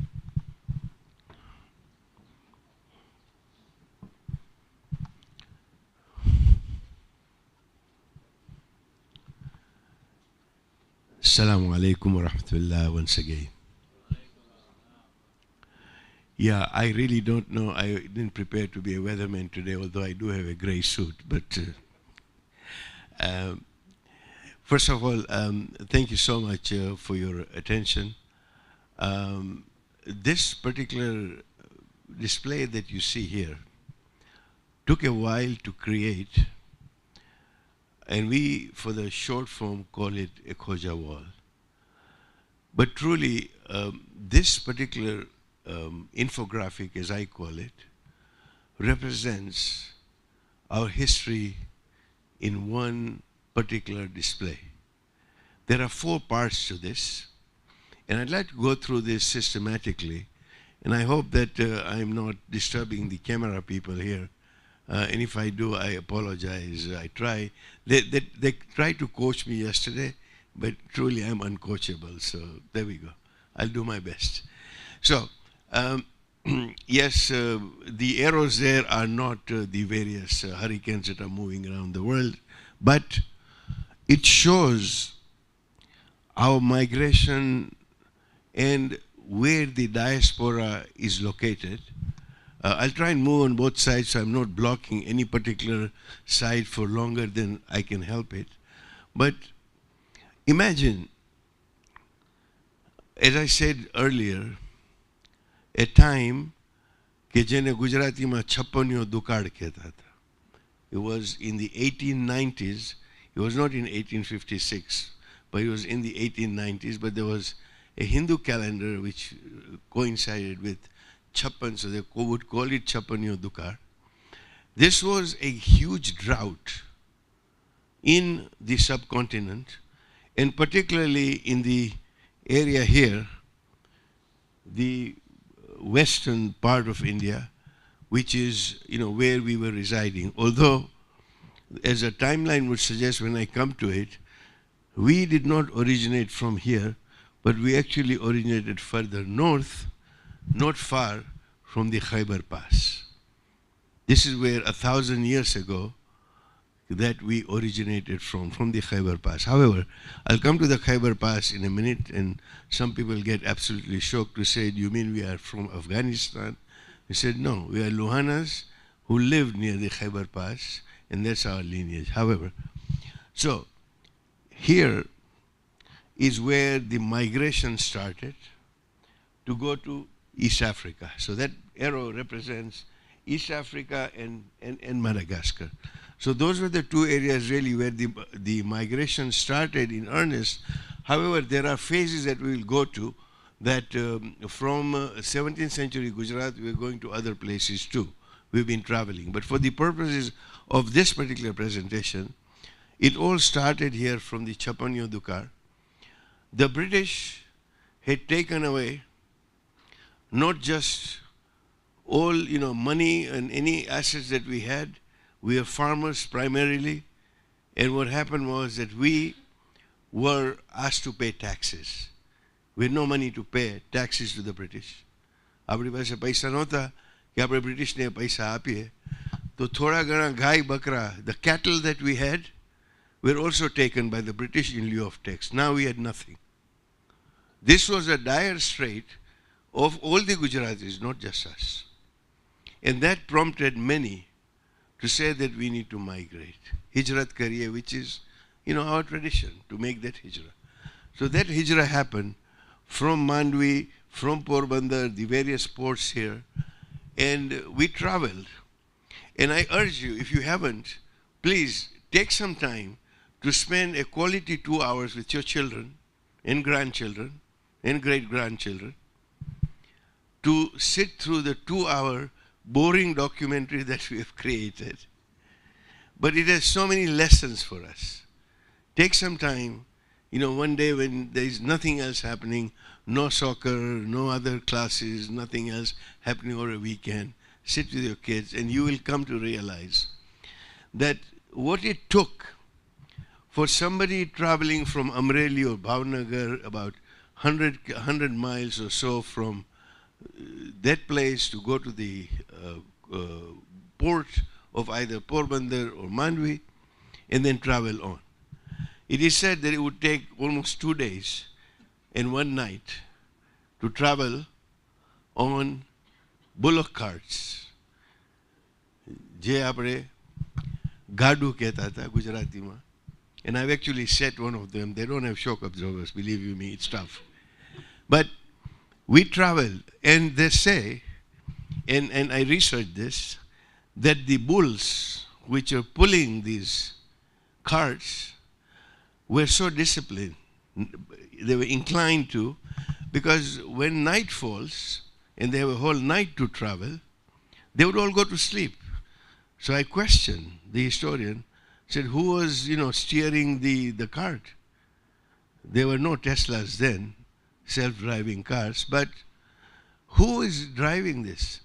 And they said that the bulls have a tendency કે એ વખતે એ લોકોને એક રસ્તા ઉપર મૂકી દઈએ straight line ઉપર, they will not waver. They'll just keep going. And this is a fact. And there was this path that the bulls would go. They would sleep at night. So that was, amazing for me. And I wondered, I wish we had some of the bulls' sort of tendencies to be staying on the straight and narrow the path. But there we are. We are human beings and we're not bulls, and we bless Allah. We've been blessed by Allah. But that particular journey took a good 3 weeks minimum, slightly longer. If you again look at the documentary, I interviewed a very young, an old sailor who was very, very young, not even in those times, but while those dhows were plying those waters. And he said that all we would get, there was plenty of food because you could take as much food as you want. And when there were Gujaratis around, there would be theplas and all kinds of things that would travel with them because we are so popular of carrying our theplas and other things because they don't go bad. But there was no water. Water was in shortage because they couldn't carry drinking water. So each person would get 1 glass of water a day to drink. As they were traveling on these dhows, it took them a while.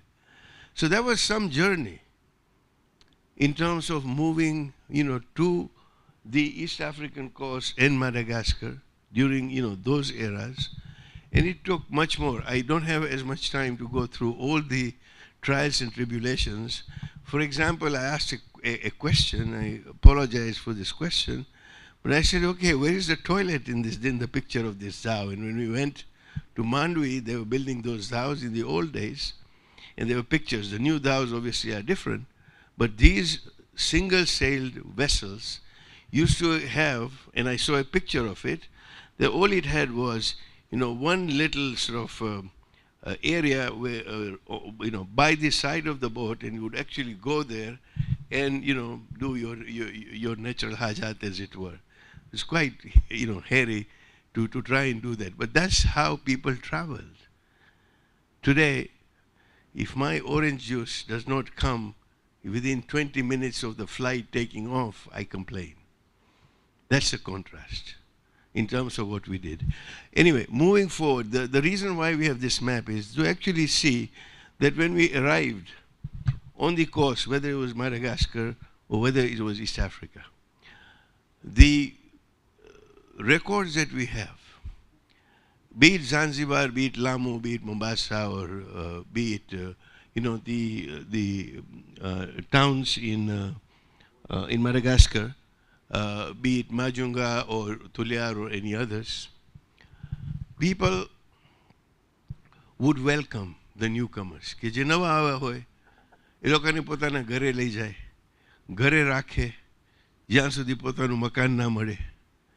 અને ત્યાર પછી જે પોતે ધંધામાં હોય, they would teach them the tricks of the trade, give them some capital to open another shop and settle them.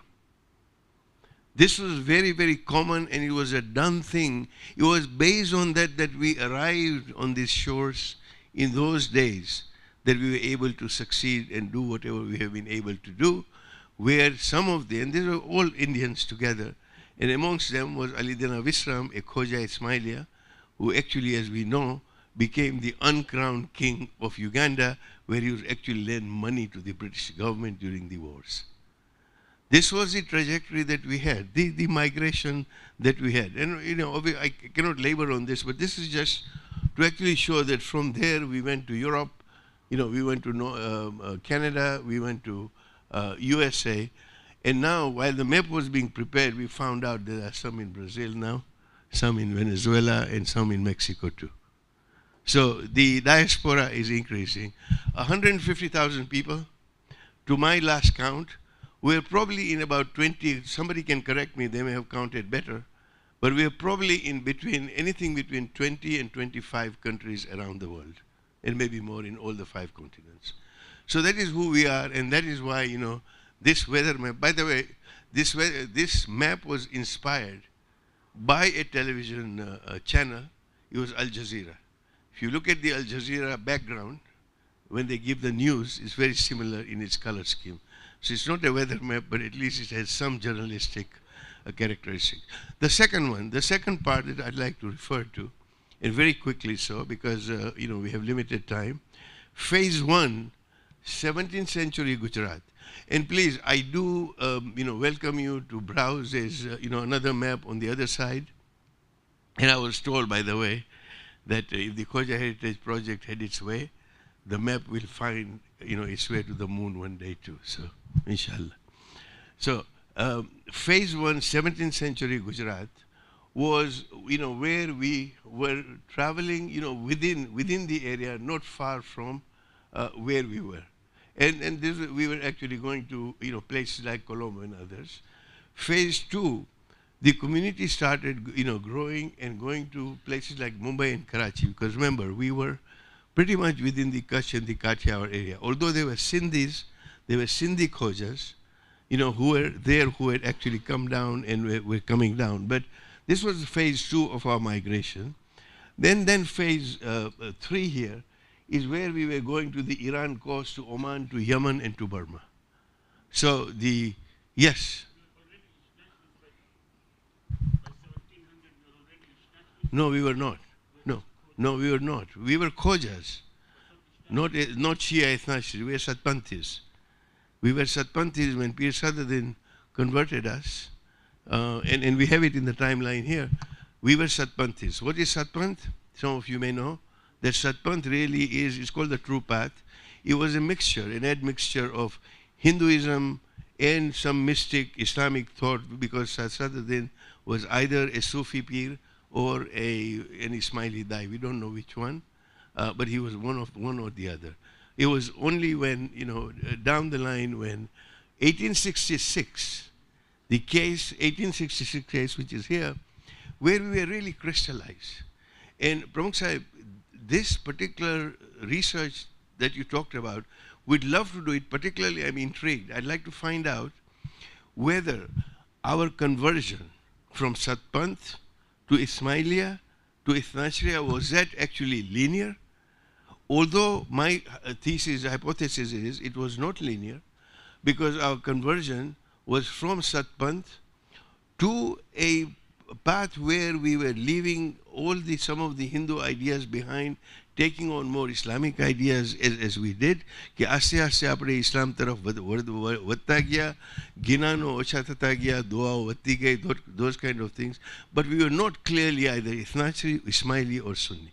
It was only during the 1866 case, Justice Arnold, he had no idea what Khoja customs were, what Khoja faith was, determine our faith kya Ismaili che, and therefore Khojas are all Ismailis. When our people rebelled to say, no, we are not all Ismailis, that's when the actual bifurcation happened. So it was very nebulous, and we'd like to do more research. And, I will take you up, on that offer. Professor Alex is here somewhere, I hope, that, he will be hearing from me very soon on this, without question. But we'd like to have this conversation saying, what was the actual conversion? Because that's very important, that it was not from Ismaili directly to Ithnachari, but it was nebulous, and that we may have had simultaneous conversion to Sunni, to Ithnachari and Ismaili. Coming back, phase 4, 1820 onwards to Zanzibar, and then again around that same days, 1840 to 1860s towards Madagascar, and obviously the final phase was, it was going onwards within the East African coast. Now, we talked about the identity, and the whole area of when Sister Azmina talked about, the British Muslim, what did you say? British Muslim Khoja, right? So it's a multiple identity.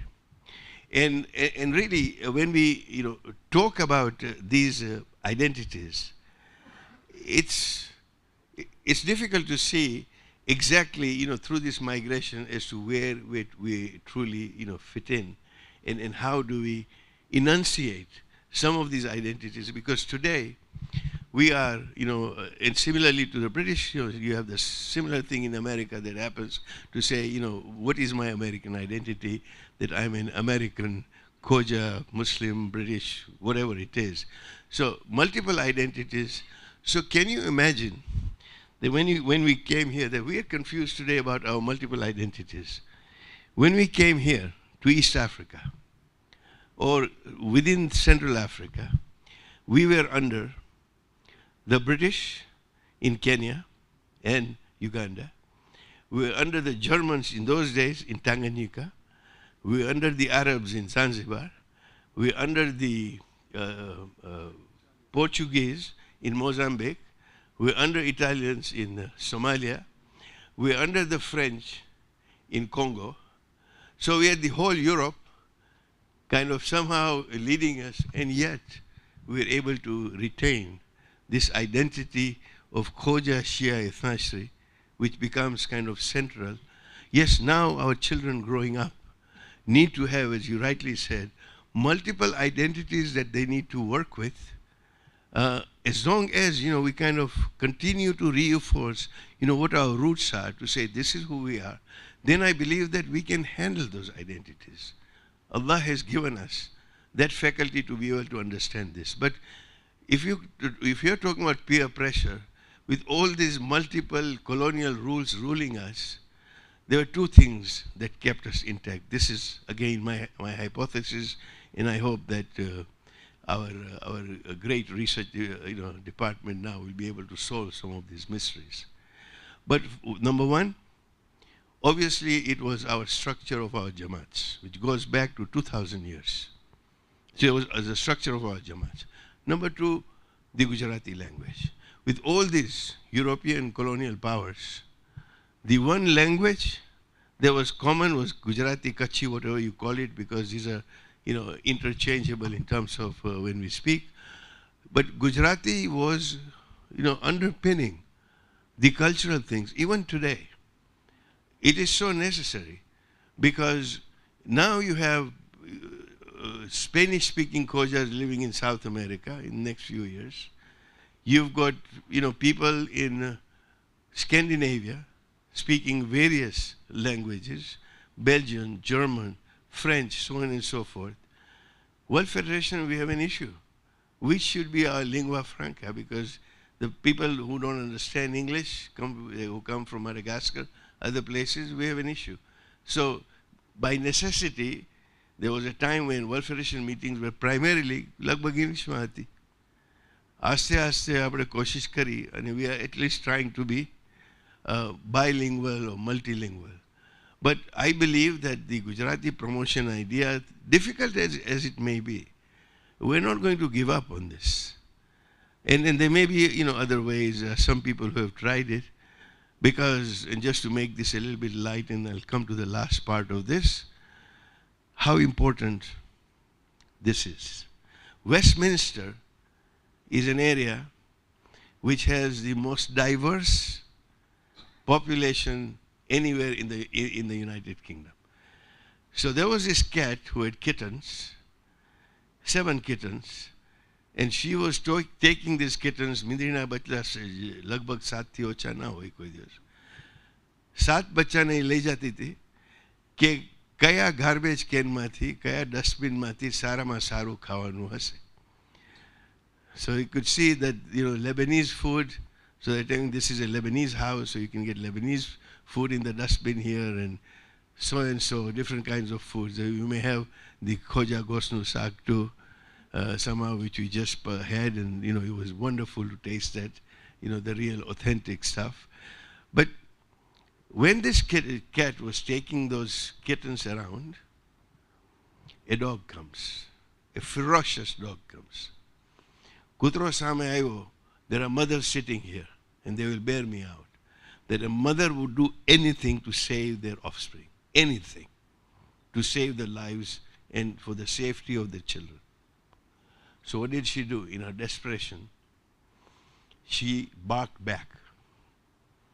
The dog had never seen a cat bark back and ran away when he heard the cat bark.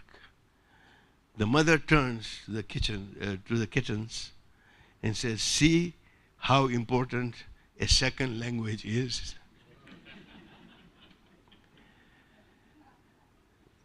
It is. I mean, please remember this, because then you will feel that there is a second language. I mean, to be multilingual is beautiful. To speak 5 languages is beautiful.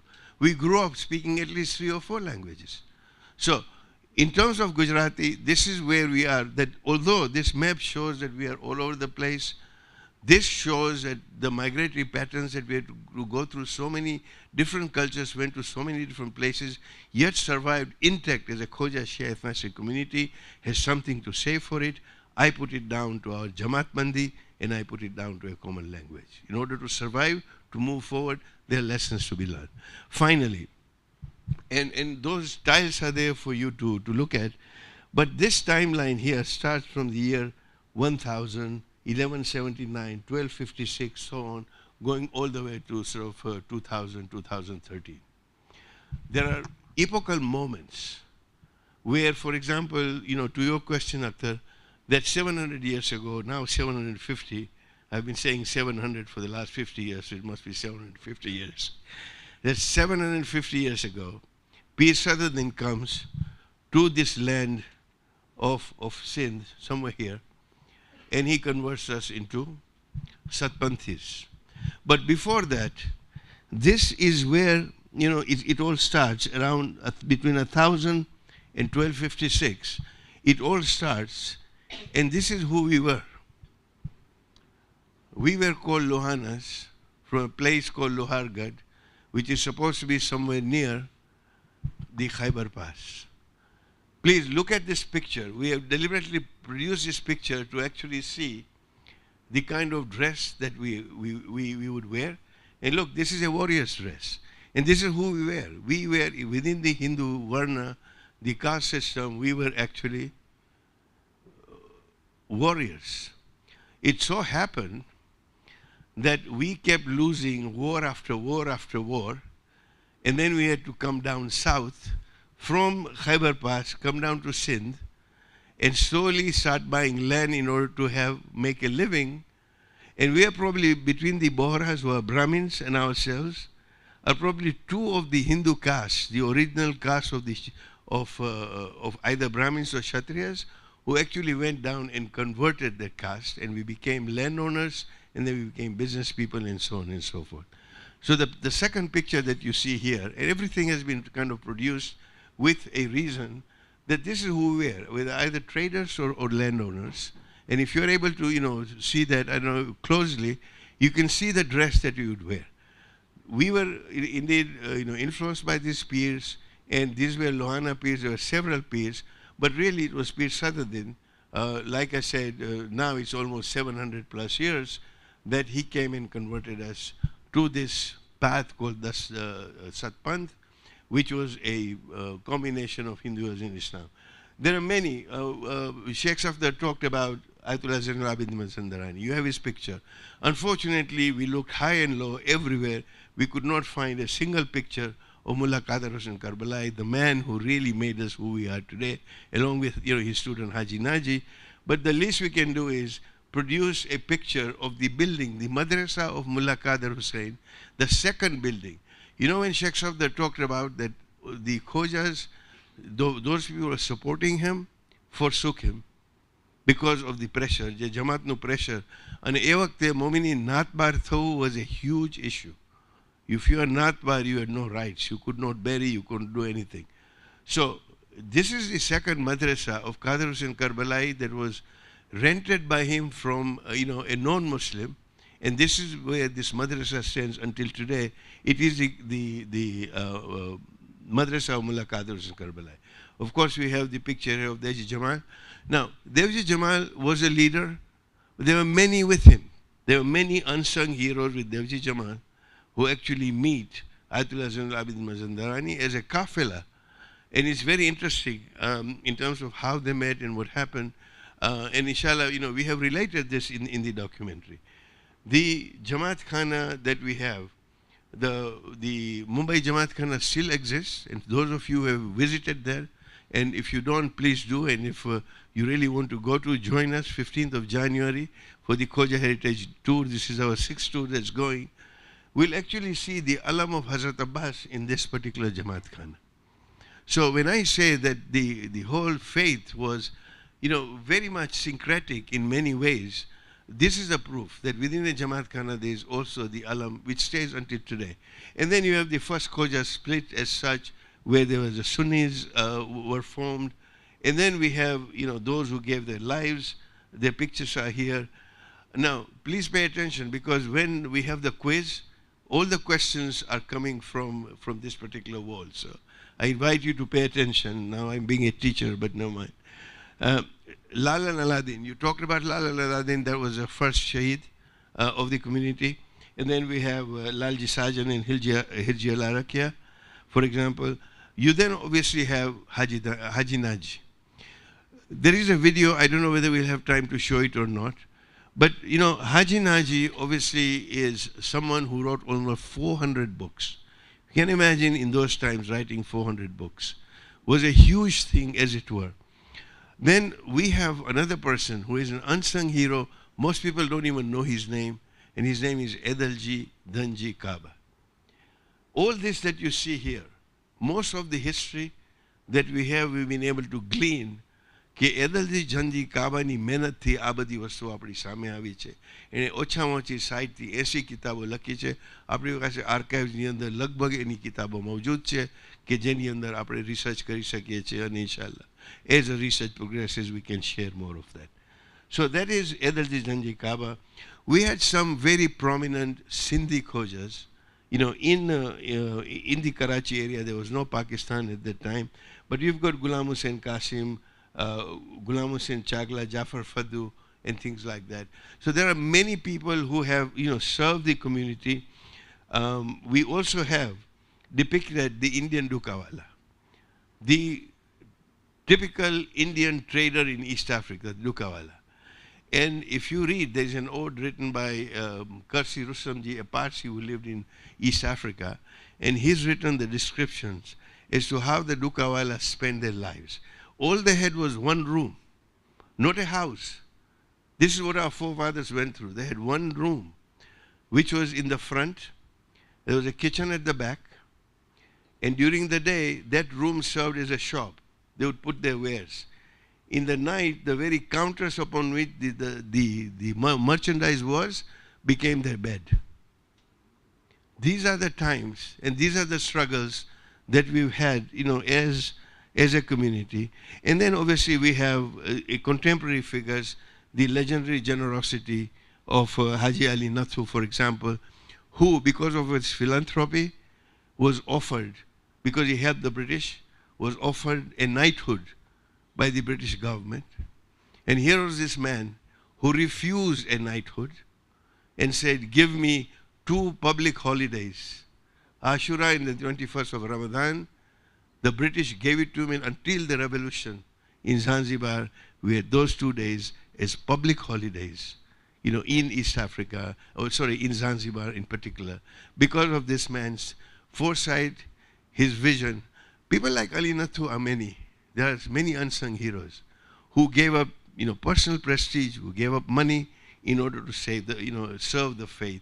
And this really is a story of who we are. Of course, we end this, rightly so, with Marhum Mullah Asghar Ali Imam Jafar.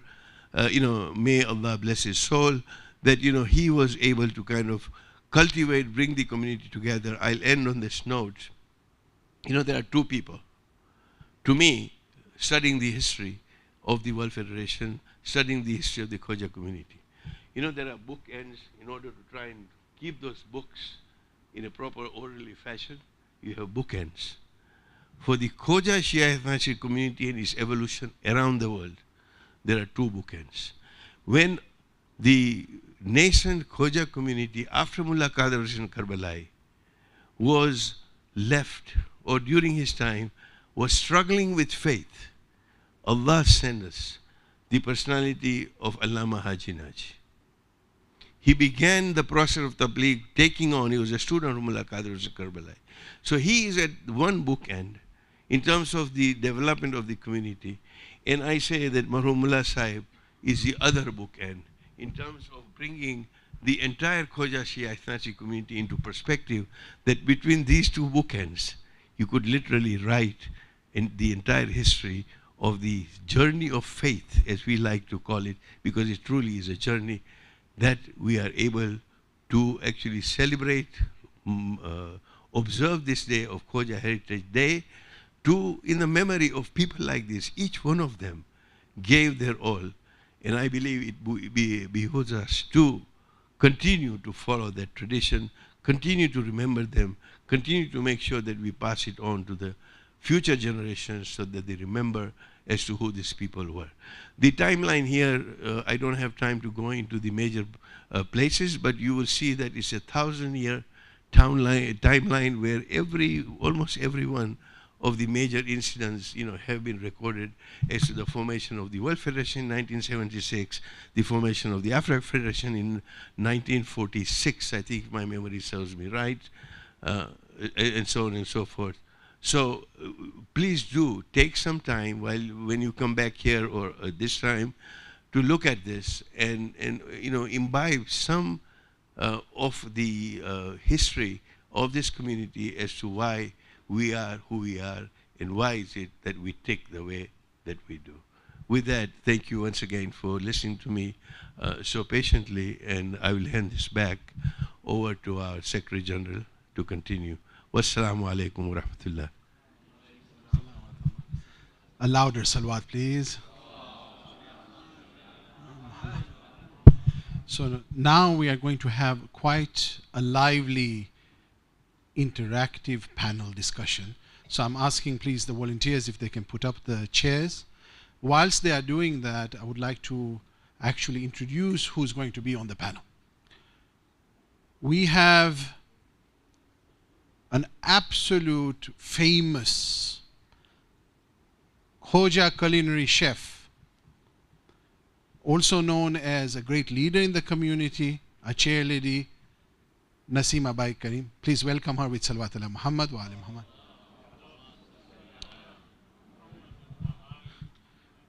We have a person who is extremely known in the ladies community globally, not only in the UK, for being an exceptional adiyat, Quran, mankabat, marshia reciter, but she's also used to be head of the youth board. Now she's head of the women board.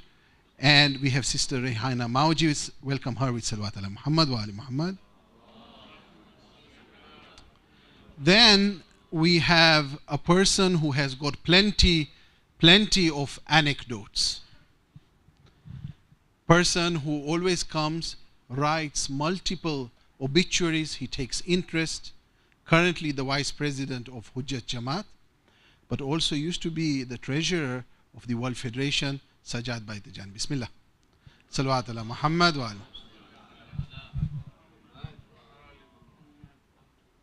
Please. Because we are running short of time and we've passed our deadline, I have just decided, Pramukh Sahab Safdabai said we should extend it. He's given an order, so I'm doing that. Yes? Asad, thank you very much. Very good. I was just looking for the nod. I have a question. We live in 2023, definitely a digital era, post-COVID, extreme economic turbulence. And I'm going to ask Sister Nasima, you being a leader for 50% of one of the biggest, if not the biggest Jamaat in Europe when it comes to Khojas, how do you look at Khojaism and Khojas now as we are come into 2023, especially from your perspective, please? Bismillahirrahmanirrahim. Assalamu alaikum everybody. With Khojas in 2023, I see Khojas as beings who are very interconnected. And literally, from the experiences in my life, I've seen the interconnectedness that I have witnessed is so much that it kind of, how do I put it?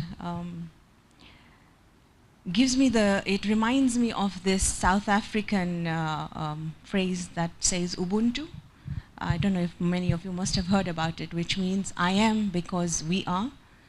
And there's a story that I'll share with you, actually. It's about a philanthropist who goes to these children and says that there's a basket of fruits which I've kept under the tree.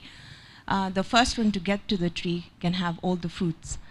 The children look at each other and they laugh. They hold hands and they run to the tree together and enjoy the fruits together.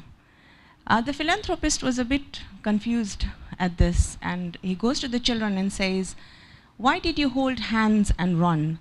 And where you knew that if the first person got to the basket first can have all the fruits. And the children looked at him and said, I am, all of the children said, I am because we are. And that's the spirit that I see in us as Khojas, be it in the West or around the world. We love to share. We love to, have everything together, and that's the kind of connection that I feel that we as Khojas have.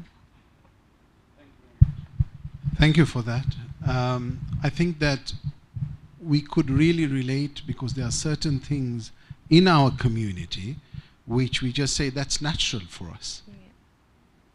Sajjad bhai, I know you are a sports enthusiast, and I know you were very difficult today to choose to come here or delay your come. The big cricket match. I know the whole Khoja world is watching. We, the office bearers of the World Federation, have calculated that the most Khojas, they live in Pakistan and in India. So, which one do you support? Good question. I don't support Pakistan or India, but what I am sort of, because it's the Heritage Day here today, and Hasnain Bhai touched and Pramukh Sahib also touched on it, was that our language, Gujarati, And the Pakistan and India game normally would have been played at either Mumbai or Calcutta, but guess where it was played? Ahmedabad, which is the capital of Gujarat, one of the richest city in India. So yeah, it was, unfortunately it was one-sided, so World Federation can be forgiven for it. Hassan, thank you very much. Sister Rehana, you are a person who represents now the women in Europe. And we have seen that the activities as far as Council of European Jamaats, an amazing regional federation of the World Federation, really the activities has really picked up. What is your perspective now when you look at how the women are engaged? Is there something which is called Khoja, which is making them related? How do you see it? Bismillah. Bismillah ar-Rahman ar-Rahim. Thank you so much for having me here. Alhamdulillah, it's been an honor to be heading the Women's Board for the last year and a half. When I look at these women, and so many women come into our mosques who are not Khoja, and they see our community and they are so proud of the community that we have, because it feels like a family. Everyone's there together. It says it takes a community to raise a child, and personally being a child of the Khoja community, I felt that. I have seen that, and I've seen that with the elders that we grew up in. So it's always an honor to serve and to give back. And to be part of the Women's Board has now showed me a lot more of what our women are capable of. There is so much talent in our community that sometimes we always seem to look out and we don't look within our homes of who we have and what we have. So just over the last 1 year, and I'm not trying to promote Courage Women's Board, but why not? We had an amazing chair ladies conference where we had the chair ladies of all the Jamaats within Courage under one roof to be able to build a vision together, because every Jamaat probably has their own vision, but to have a collective vision to see how are we preparing for the coming of our Imam? What are the women doing? Because sometimes they get lost in being mothers and wives and all the other roles that we play, but not forgetting that they are still an abd of Allah subhanahu wa ta'ala, and we are each going to be going back on our own. So how do we build ourselves as these women who now are taking over these Jamaats to help them and to bring them forward? So the idea of seeing these women together was amazing, and seeing what was lacking in the community. We then had a retreat where we had 40 women that came together. We had people from Paris, we had Leicester, we had Essex, Birmingham, under one roof for just one weekend. And the changes that happened in that weekend were phenomenal. But it made me realize one thing: a woman just needed some time to reflect, to look inside herself, that maybe sometimes in the worldly things that they get busy and they haven't had that chance. So what does it feel to me to be this Khoja woman or to be part of these Khoja women? It's an honor, absolute honor. I've seen my father serving in the Khoja community, and through that service has become something I wanted to carry on doing. But seeing the women and how much talent they have is amazing, mashallah. Hassan, thank you very much. You know, this is not scripted at all, but I know when your father is mentioned, Marhum Mustafa Zakir Hussain, an absolute, I would say, legend in the way of expressing words in a multilingual way. And a person, whenever there was something which happened globally, he would make sure that the minbar is a place where you talk about those things. So that's the thing. I can see people nodding, and this just shows how that really echoes and vibrates. So for that, please, let us take a moment here, recite Surah Al-Fatiha for him and all our marhumin, inshallah.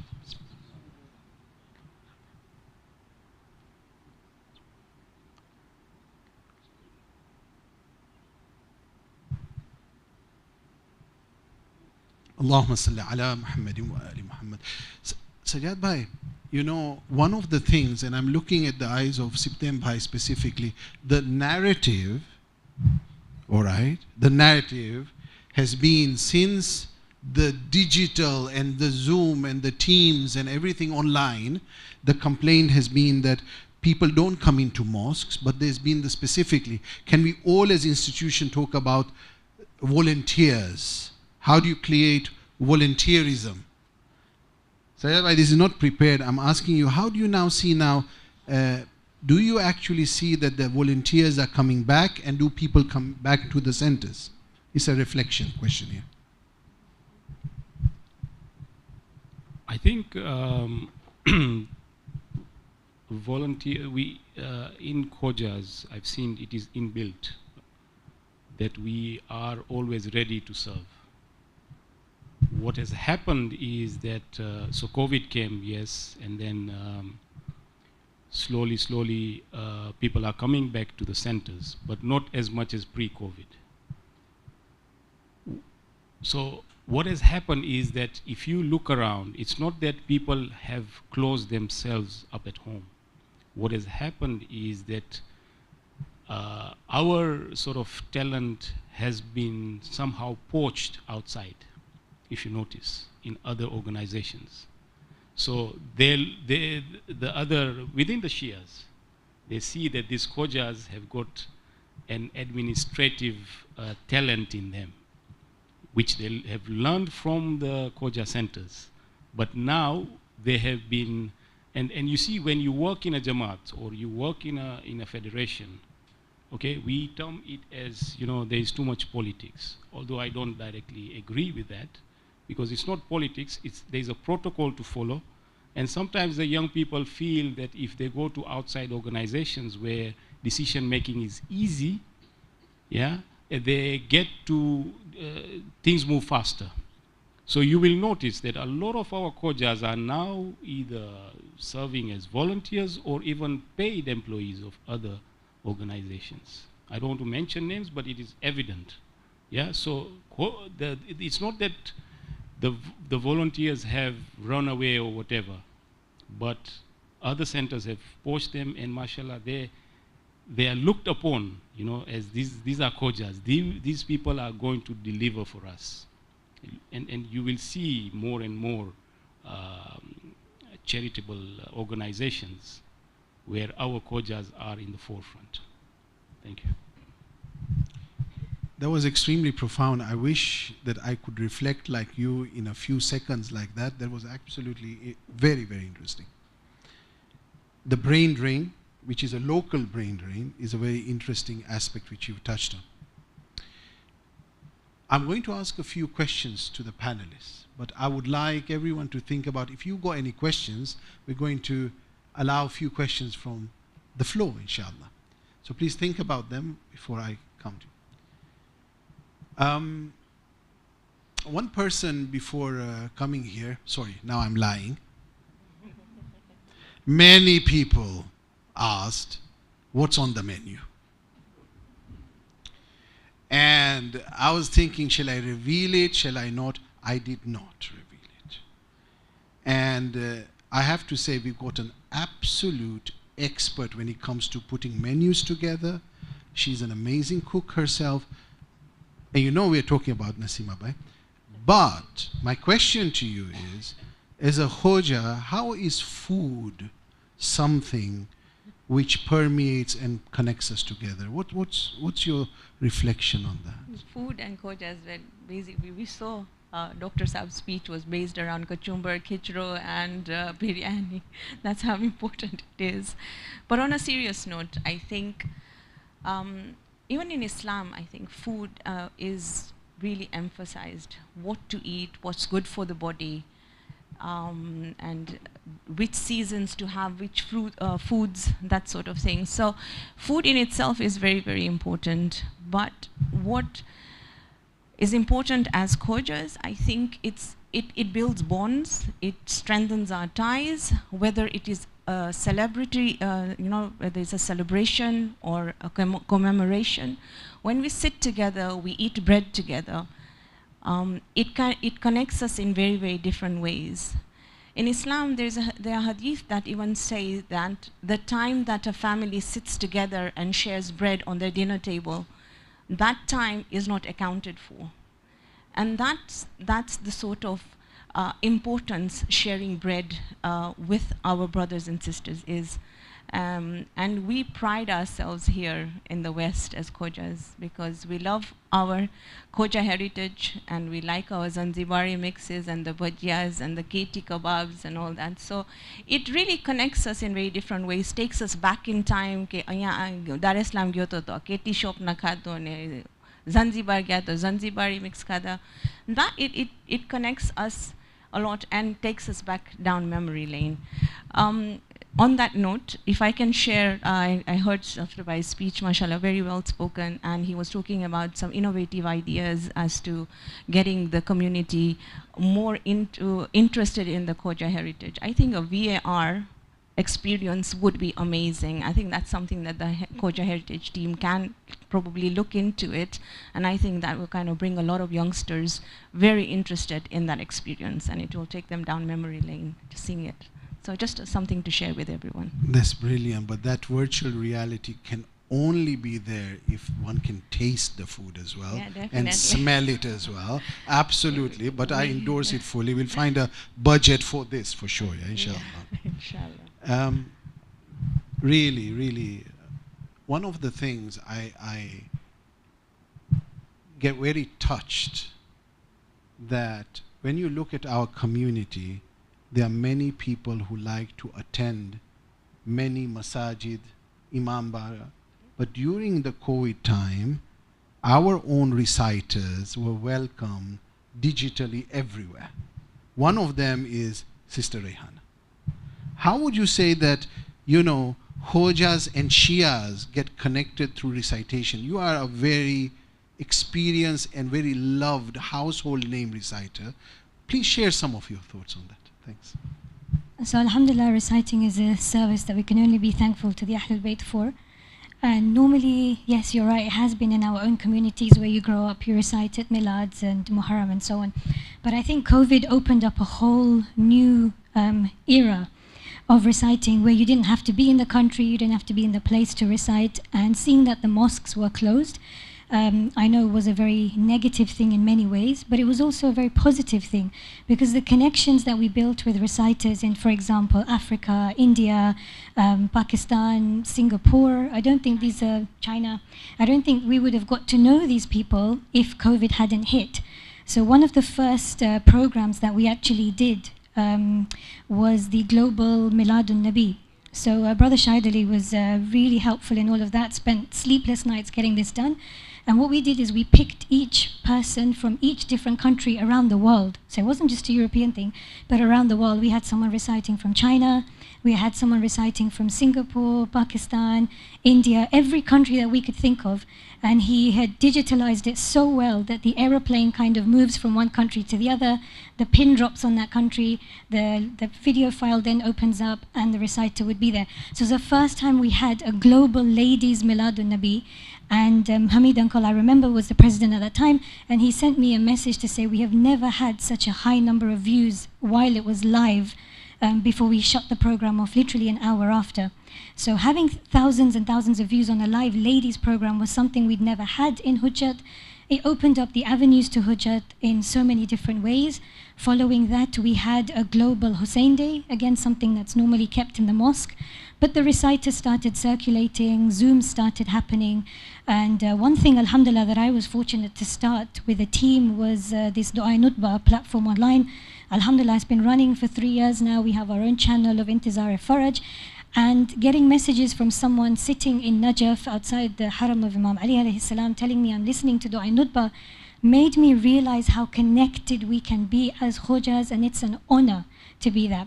It's very important to remember that Shia is there first, to have this identity of being Husseini, to be Mawlai, to be Alawi, that is all there. But through that our culture needs to come through, and I think as a reciter especially, I think that's really showed me so much post-COVID, during COVID, and to see how digitalization has really helped through all of that. Thank you very much. I knew that this set of panelists would really create goosebumps and nods and reactions, which is absolutely amazing. I'm going to open up for the floor. We don't have so much time. I know some people who will ask, you know, and they've got fantastic. One person who asked very poignant, very special question, none other than Akhtar Bhai. Akhtar Bhai, please. Bismillah. Yeah. There's one behind you. Thank you very much. A question to anybody on the panel, to be very honest. I personally believe that the community now is lacking, and this is worldwide, not necessarily only here in the West, of promoting Khojaism within the community. I see the panel here, and we're all 40 plus. Anybody under 40, to be very fair, I think our community doesn't do enough to promote functions like this. There are very few youngsters here. And what does the panel think? Are they in sync with, we are not doing enough for the next generation coming? Thank you. Thank you very much. Sajjad bhai, please, can I ask you? So I've been thinking about this, and one of the things which, and I think Hasnain bhai touched on it, that, and Pramukh Sahib, you also touched on it, was the language. Gujarati language, and you discussed it last year. I don't know, I'm sure you already, Hasnain bhai is working on it. But the Gujarati language is something where I think we need to bring it into the madrasas. For example, I know at Hujjat there are some Farsi lessons, for example, happening. I'll relate an example in Dar es Salaam, for example. This is going back 20, 30 years ago when I was in madrasa. There was a move to teach Arabic in madrasa. So, and then what happened was Gujarati was dropped. Okay, Gujarati to bole che bada, you know, but let's learn Arabic. And then there was again, now this was at Jamaat level, at federation level as well. Then somehow it was felt that now, oh no, we need to reintroduce Gujarati. So Arabic was there and Gujarati was introduced as well, you know.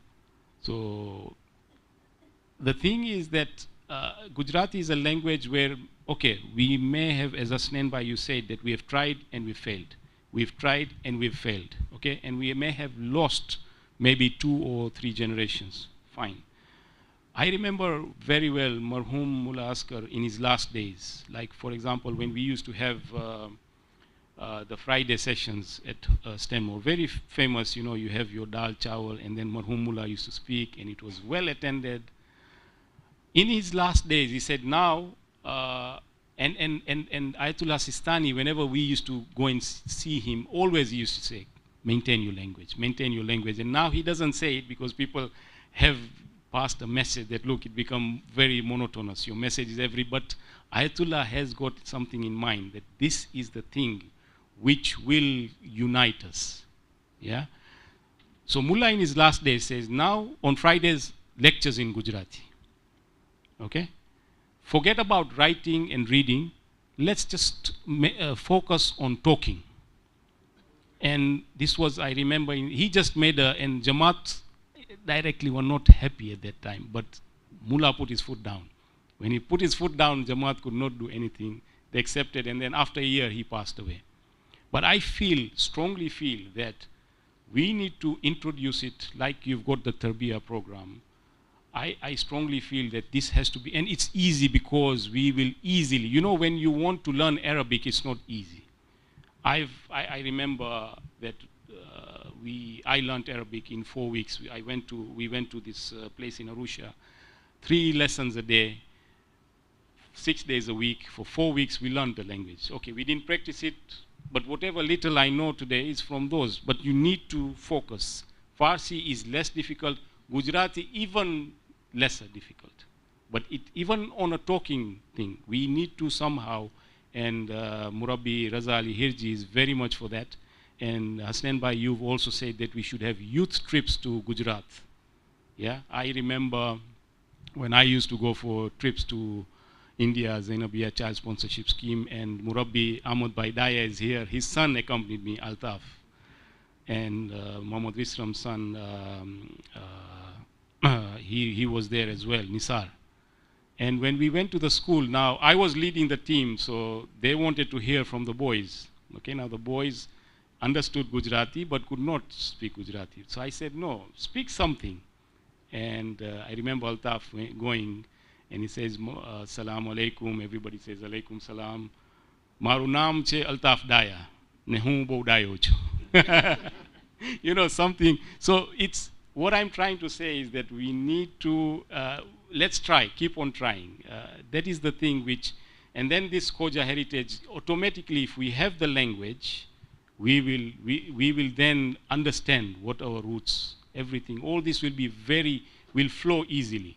But if we lose the language, unfortunately, it's very difficult. To be honest, there is a lot of sentiments out there that we are Shias, you know, so what? What is this Khojaism and whatever? But it's difficult.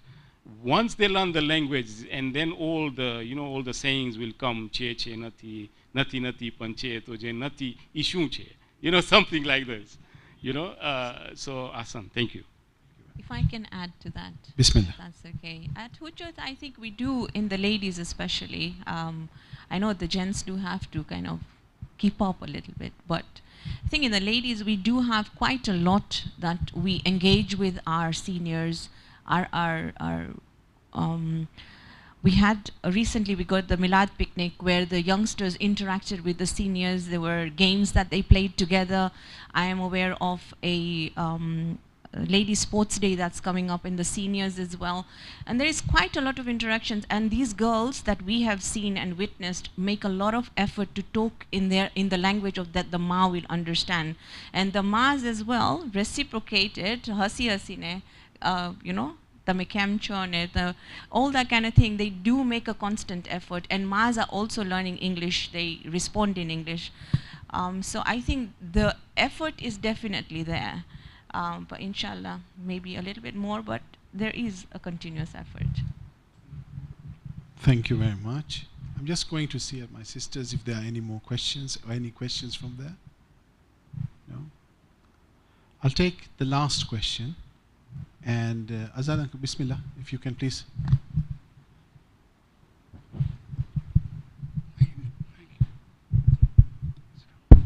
Thank you. Just to continue the subject of the language, I started my school in a Gujarati school where I didn't speak a word of Gujarati. It was spoken at home in Swahili. And when my brother took me to the classroom, he said, we'll find a class where a teacher would speak Swahili to you and you'll pick it up Gujarati later on. And it happened. I had lots of Hindu children around us, school madrasa, we known as Desma.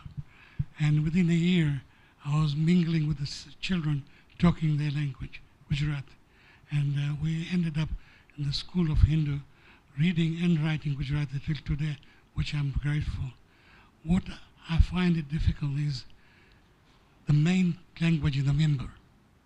Like Sajjad said, Mulaskar was pro-Gujarati member language. Why can't we put blanket bar that only Gujarati will be allowed on the member?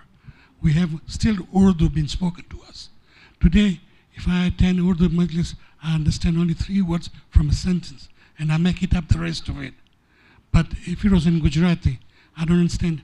We have our homegrown Maulanas these days who celebrates with us with English. It's good, but also they could be taught in Gujarati and deliver the language in Gujarati, and the youngsters will pick it up. Madrasa school as well, they can start teachers talking in Gujarati to the boys, and they will pick it up eventually. Hassan. Anyone from the panel want to make a reflection on that? I do agree Bismillah. with Uncle here, and I believe there was a feedback form that we had sent out a few years ago, and in that the feedback that we had received from the ages 35 onwards, that the youth or the youngsters prefer to have lectures in Gujarati than Urdu. Sajjad bhai, I don't know if I'm correct there, but that was the feedback, and I think Abbas bhai Jafar's son was looking into that. So I do agree with him that Gujarati is something that really should be looked into as a language that we should be. I think it's a very interesting aspect. If we look maybe 2 decades ago, maybe 3, there was a big push that our people and our youth don't understand anything bar English. And then pachi, a person like me coming from Viking land, you know, Shamba a bit, Sweden, we didn't have English, yeah, but we did understand English. Point here is many countries understand other languages.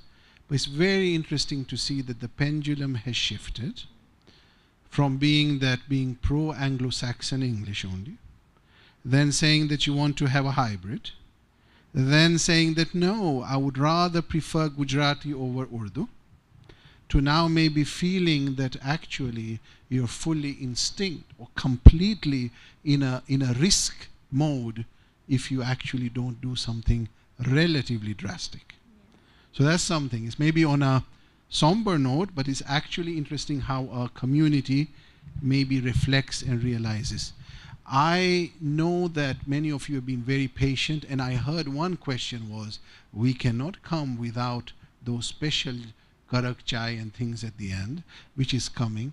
I'm going to invite Dr. Saab, Dr. Waji, please, if you can come here. We would like to basically do some closing, please, and reflection. Please, Salawat ala Muhammad wa ali Muhammad. Whilst he's coming up, I just wanted to say thank you very much, Nasima Bhai, Rehana Bhai, Sajjad Bhai, thank you very much. May Allah bless you. And can we have a loud salawat for them, please?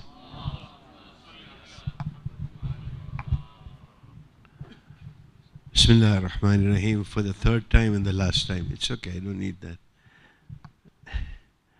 Yeah, for the third time and the last time. First off, it's just a vote of thanks to each one of you that you made this day a special day for us, and also to those who are watching, you know, around the world. We say thank you very much. કે તમે લોકોએ હાજરી આપી in spirit, virtually, અને અહીંયા in physical presence. So we appreciate it. એ માટે હું તહે દિલથી તમારા લોકોનો શુક્ર અદા કરું છું. બે વસ્તુ જે પ્રમુખ સાહેબે કહી અને પછી એક એનાઉન્સમેન્ટ છે. પ્રમુખ સાહેબ, તમે જે એમસીના કરિક્યુલમની વાત કરી, એ બોલ તમારો જે છે અમે ઝીલી લીધો છે અને ઇન્શાલ્લાહ એના ઉપર કોશિશ કરશું કે અમલ કરવામાં આવે. હાલાકે એટલી એક હિસ્ટોરિકલ નોટ આપું કે જ્યારે આપણે એમસીનો કરિક્યુલમ બનાવતા હતા ત્યારે પણ કેએચપી ખોજા હેરિટેજ પ્રોજેક્ટે ઓફર કરી હતી કે અગર ગુંજાઈશ હોય કરિક્યુલમની અંદર તો અમે કોર્સ બનાવી દેવા માટે તૈયાર છે. પણ ત્યારે અમુક સંજોગોના લીધે પોસિબલ નહોતું. ઇન્શાલ્લાહ we can give it another shot અને આ વસ્તુને આપણે કોશિશ કરીએ. કારણ કે ગુજરાતી ભાષાની જ્યારે વાત થઈ રહી છે તો એક નાનો ટૂચકો યાદ આવે છે કે આ આપણી તકલીફ છે. અને આરિફભાઈએ ઉર્દુમાં શાયરી કરી, ફારસીમાં શાયરી કરી, પણ એમણે ગુજરાતીમાં શાયરી કરી નહીં. તો એને હું કહું છું કે શું કરું ફરિયાદ, ફરિયાદમાં જ ફરિયાદ છે, તમને ફરી ફરીને યાદ કરીએ એ જ અમારી ફરિયાદ છે. પણ ફરિયાદ એ છે કે મેંઢાઓએ એક કોન્ફરન્સ ભરી અને મેંઢાની કોન્ફરન્સની અંદર કોન્ફરન્સ ઓફ કોક્રોચીસ, મેંઢાએ કોન્ફરન્સ ભરી અને કહ્યું કે માણસ જાત જે છે, હ્યુમન બીંગ્સ વોન્ટ ટુ કિલ અસ. શા માટે? તો જ્યારે ચર્ચા થઈ અને મેંઢાની પોતાની ભાષામાં, ઇંગ્લિશમાં નહોતી, જ્યારે ચર્ચા થઈ તો એમ રેઝોલ્યુશન આવ્યું કે એ લોકો આપણને મારી નાખવાની કોશિશ એટલા માટે કરે છે, they kill us or they try to kill us is because of our color, the brown color. So then the next thing was કે આ કલર જે છે brown color, એમ કયો કલરમાં આપણે બદલીએ તો એ લોકો આપણને મારી ના નાખે. They don't hate us, આપણી તરફ નફરતની નજરથી ન જુએ. તો કહ્યું કે ઘણા લોકો ફિરોઝાની જે વીંટી છે એ પહેરે છે, તો આપણે હવે ફિરોઝાનો કલર આપણે જો અપનાવીએ તો આપણે બચી જશું કદાચ. રેઝોલ્યુશન પાસ થયું પ્રમુખ સાહેબ unanimously, no exception, no abstentions, unanimous resolution that it is hereby resolved that we will change our color from the dirty brown to the beautiful firoza. And it was passed. એક બુઢો એક મેંઢો હતો, એને ઊભા થઈ અને જે ગુજરાતીમાં કહે છે ને કે જ્યાં ના પહોંચે રવિ ત્યાં પહોંચે કવિ, ને જ્યાં ના પહોંચે કવિ ત્યાં પહોંચે અનુભવી. Somebody with experience stands up and says, pray, Mr. Chairman, who is now going to implement this task? And somebody from the audience stood up and said, it's not a problem. Next item agenda ni છે, એ એજન્ડાની આઇટમમાં આપણે election of the office bearers છે. એટલે હવે એ કામ આપણે office બેરર્સને આપી દેશું, એ લોકો બદલી દેશે. Meaning that, Gujarati resolutions have come and gone. Many people have been charged with the responsibility of doing something about it. But it has been hard. Let us admit it. I'll allow you. Just give me a second. That does not mean that we give up. But we need to continue to try. But there must be a willingness on the part of the community to want to do it. And what we need to do, and this is what Khoja Heritage Project is trying to do, is to create that level of identity with which we have the idea of culture, idea of language. And it's not that we don't want to do it, but it is going to take time. It is going to take time and effort and changing of minds. A transformation is required, not a change. With, like Sajad Bhai said, you go back, you change something, then you change it again, you change it again. A transformation of mindset is required. And this is where we need to work on. And maybe, some experts can suggest to us with what you call AI, persuasive technology, all these great minds and great things, that what is it we can do to persuade parents, particularly the second generation parents who are here, to actually ensure that they first re-establish their connection with Gujarati, and then they speak Gujarati with their children, and maybe that is one way of being able to transform. But this is not an easy question. We're under no illusions that this is going to change overnight. However, that does not mean that we do not persist. Yes, Akhtar, go ahead. Thank you very much. હું બે word ગુજરાતીમાં બોલીશ. તમે જે ભાષાની વાત કરો છો, આ ઈ સોલ્યુશન છે ખોજાઇઝમનું કે તમે લાગે છે એક સોલ્યુશન છે? મારું problem or trying to put across ઈ છે કે અમારી કોમ્યુનિટીમાં 40 વર્ષની નીચેના યુવાનોને ખોજાઇઝમ નથી સમજ પડતી. ભાષાની વાત નથી, મને ગુજરાતી સાથે વાંધો નથી. તમે કબૂલ કરશો કે 1 લાખ 1.5 લાખમાંથી 80% કે 70% તો ઇન્ડો પાકમાં છે ખોજા. તો ત્યારે તમારે ગુજરાતીને બોલી છે, પણ ખોજાઇઝમની વાત કરું છું. આ હિસ્ટ્રી, આપણી જે હિસ્ટ્રી જે છે એ કેવી રીતે આગળ પર, તો મારું સજેશન છે, જેમ એમસીનું તમે ઝંડો ઉપાડવાના છો, આપણે એમસીની અંદર કેમ એવું સબ્જેક્ટ પર ન નાખે જે અમારા હેરિટેજની વાત કરે. તો ખોજા હેરિટેજ બિકમ્સ એ ટોપિક જે આપણે શીખાડે ને આપણી પાસે એક્સપર્ટીઝ જાય, તમારા જેવા છે ને બીજા જે છે યંગસ્ટર્સ જેને ઇન્ટરેસ્ટ છે ને આ હિસ્ટ્રી બતારે, આખા ઇન્ડો પાકમાં બતારે, આફ્રિકામાં બતારે ને વેસ્ટર્ન કન્ટ્રીમાં બતારે. પણ એ ઇમ્પોર્ટન્ટ છે. ભાષાની મારીનો સવાલ નથી, તો ભાષણ તો હું કબૂલ કરું છું. 1986થી હું WFને ફોલો કરું છું. અમે ગુજરાતી હતા, પછી ઇંગ્લિશ બોલતા હતા, પછી પાછું ગુજરાતી શરૂ કરે ને આફ્રિકામાં પણ એ જ છે. More important, Dr. Saab, is getting our history, our Khoja history, to the youngsters and the importance of understanding. Thank you. I think point where you have made, Akhtar, for what you've said, that the whole idea, although I have a slight concern with the terminology Khojaism. We are misconstrued sometimes. I never use the word, I try to avoid the word, because some people, we know what we are talking about. આપણી નિયત આપણને ખબર છે. But sometimes the idea of that ism kind of becomes a little contentious for those, because then they accuse us for exactly what they think they do. So just a word of, but what we have said generally is absolutely correct. That, and the whole idea was that inclusion in the curriculum for MC was also the inclusion of our heritage and so on and so forth. So absolutely, I think we are in concurrence. I don't want to delay this anymore. Suffice it to say that there are 2 announcements to make. On the 22nd of October, our Momineen from Paris, 30 of them, are embarking on a journey of faith. They're going to Gujarat for our regular 6th Khoja Heritage Tour.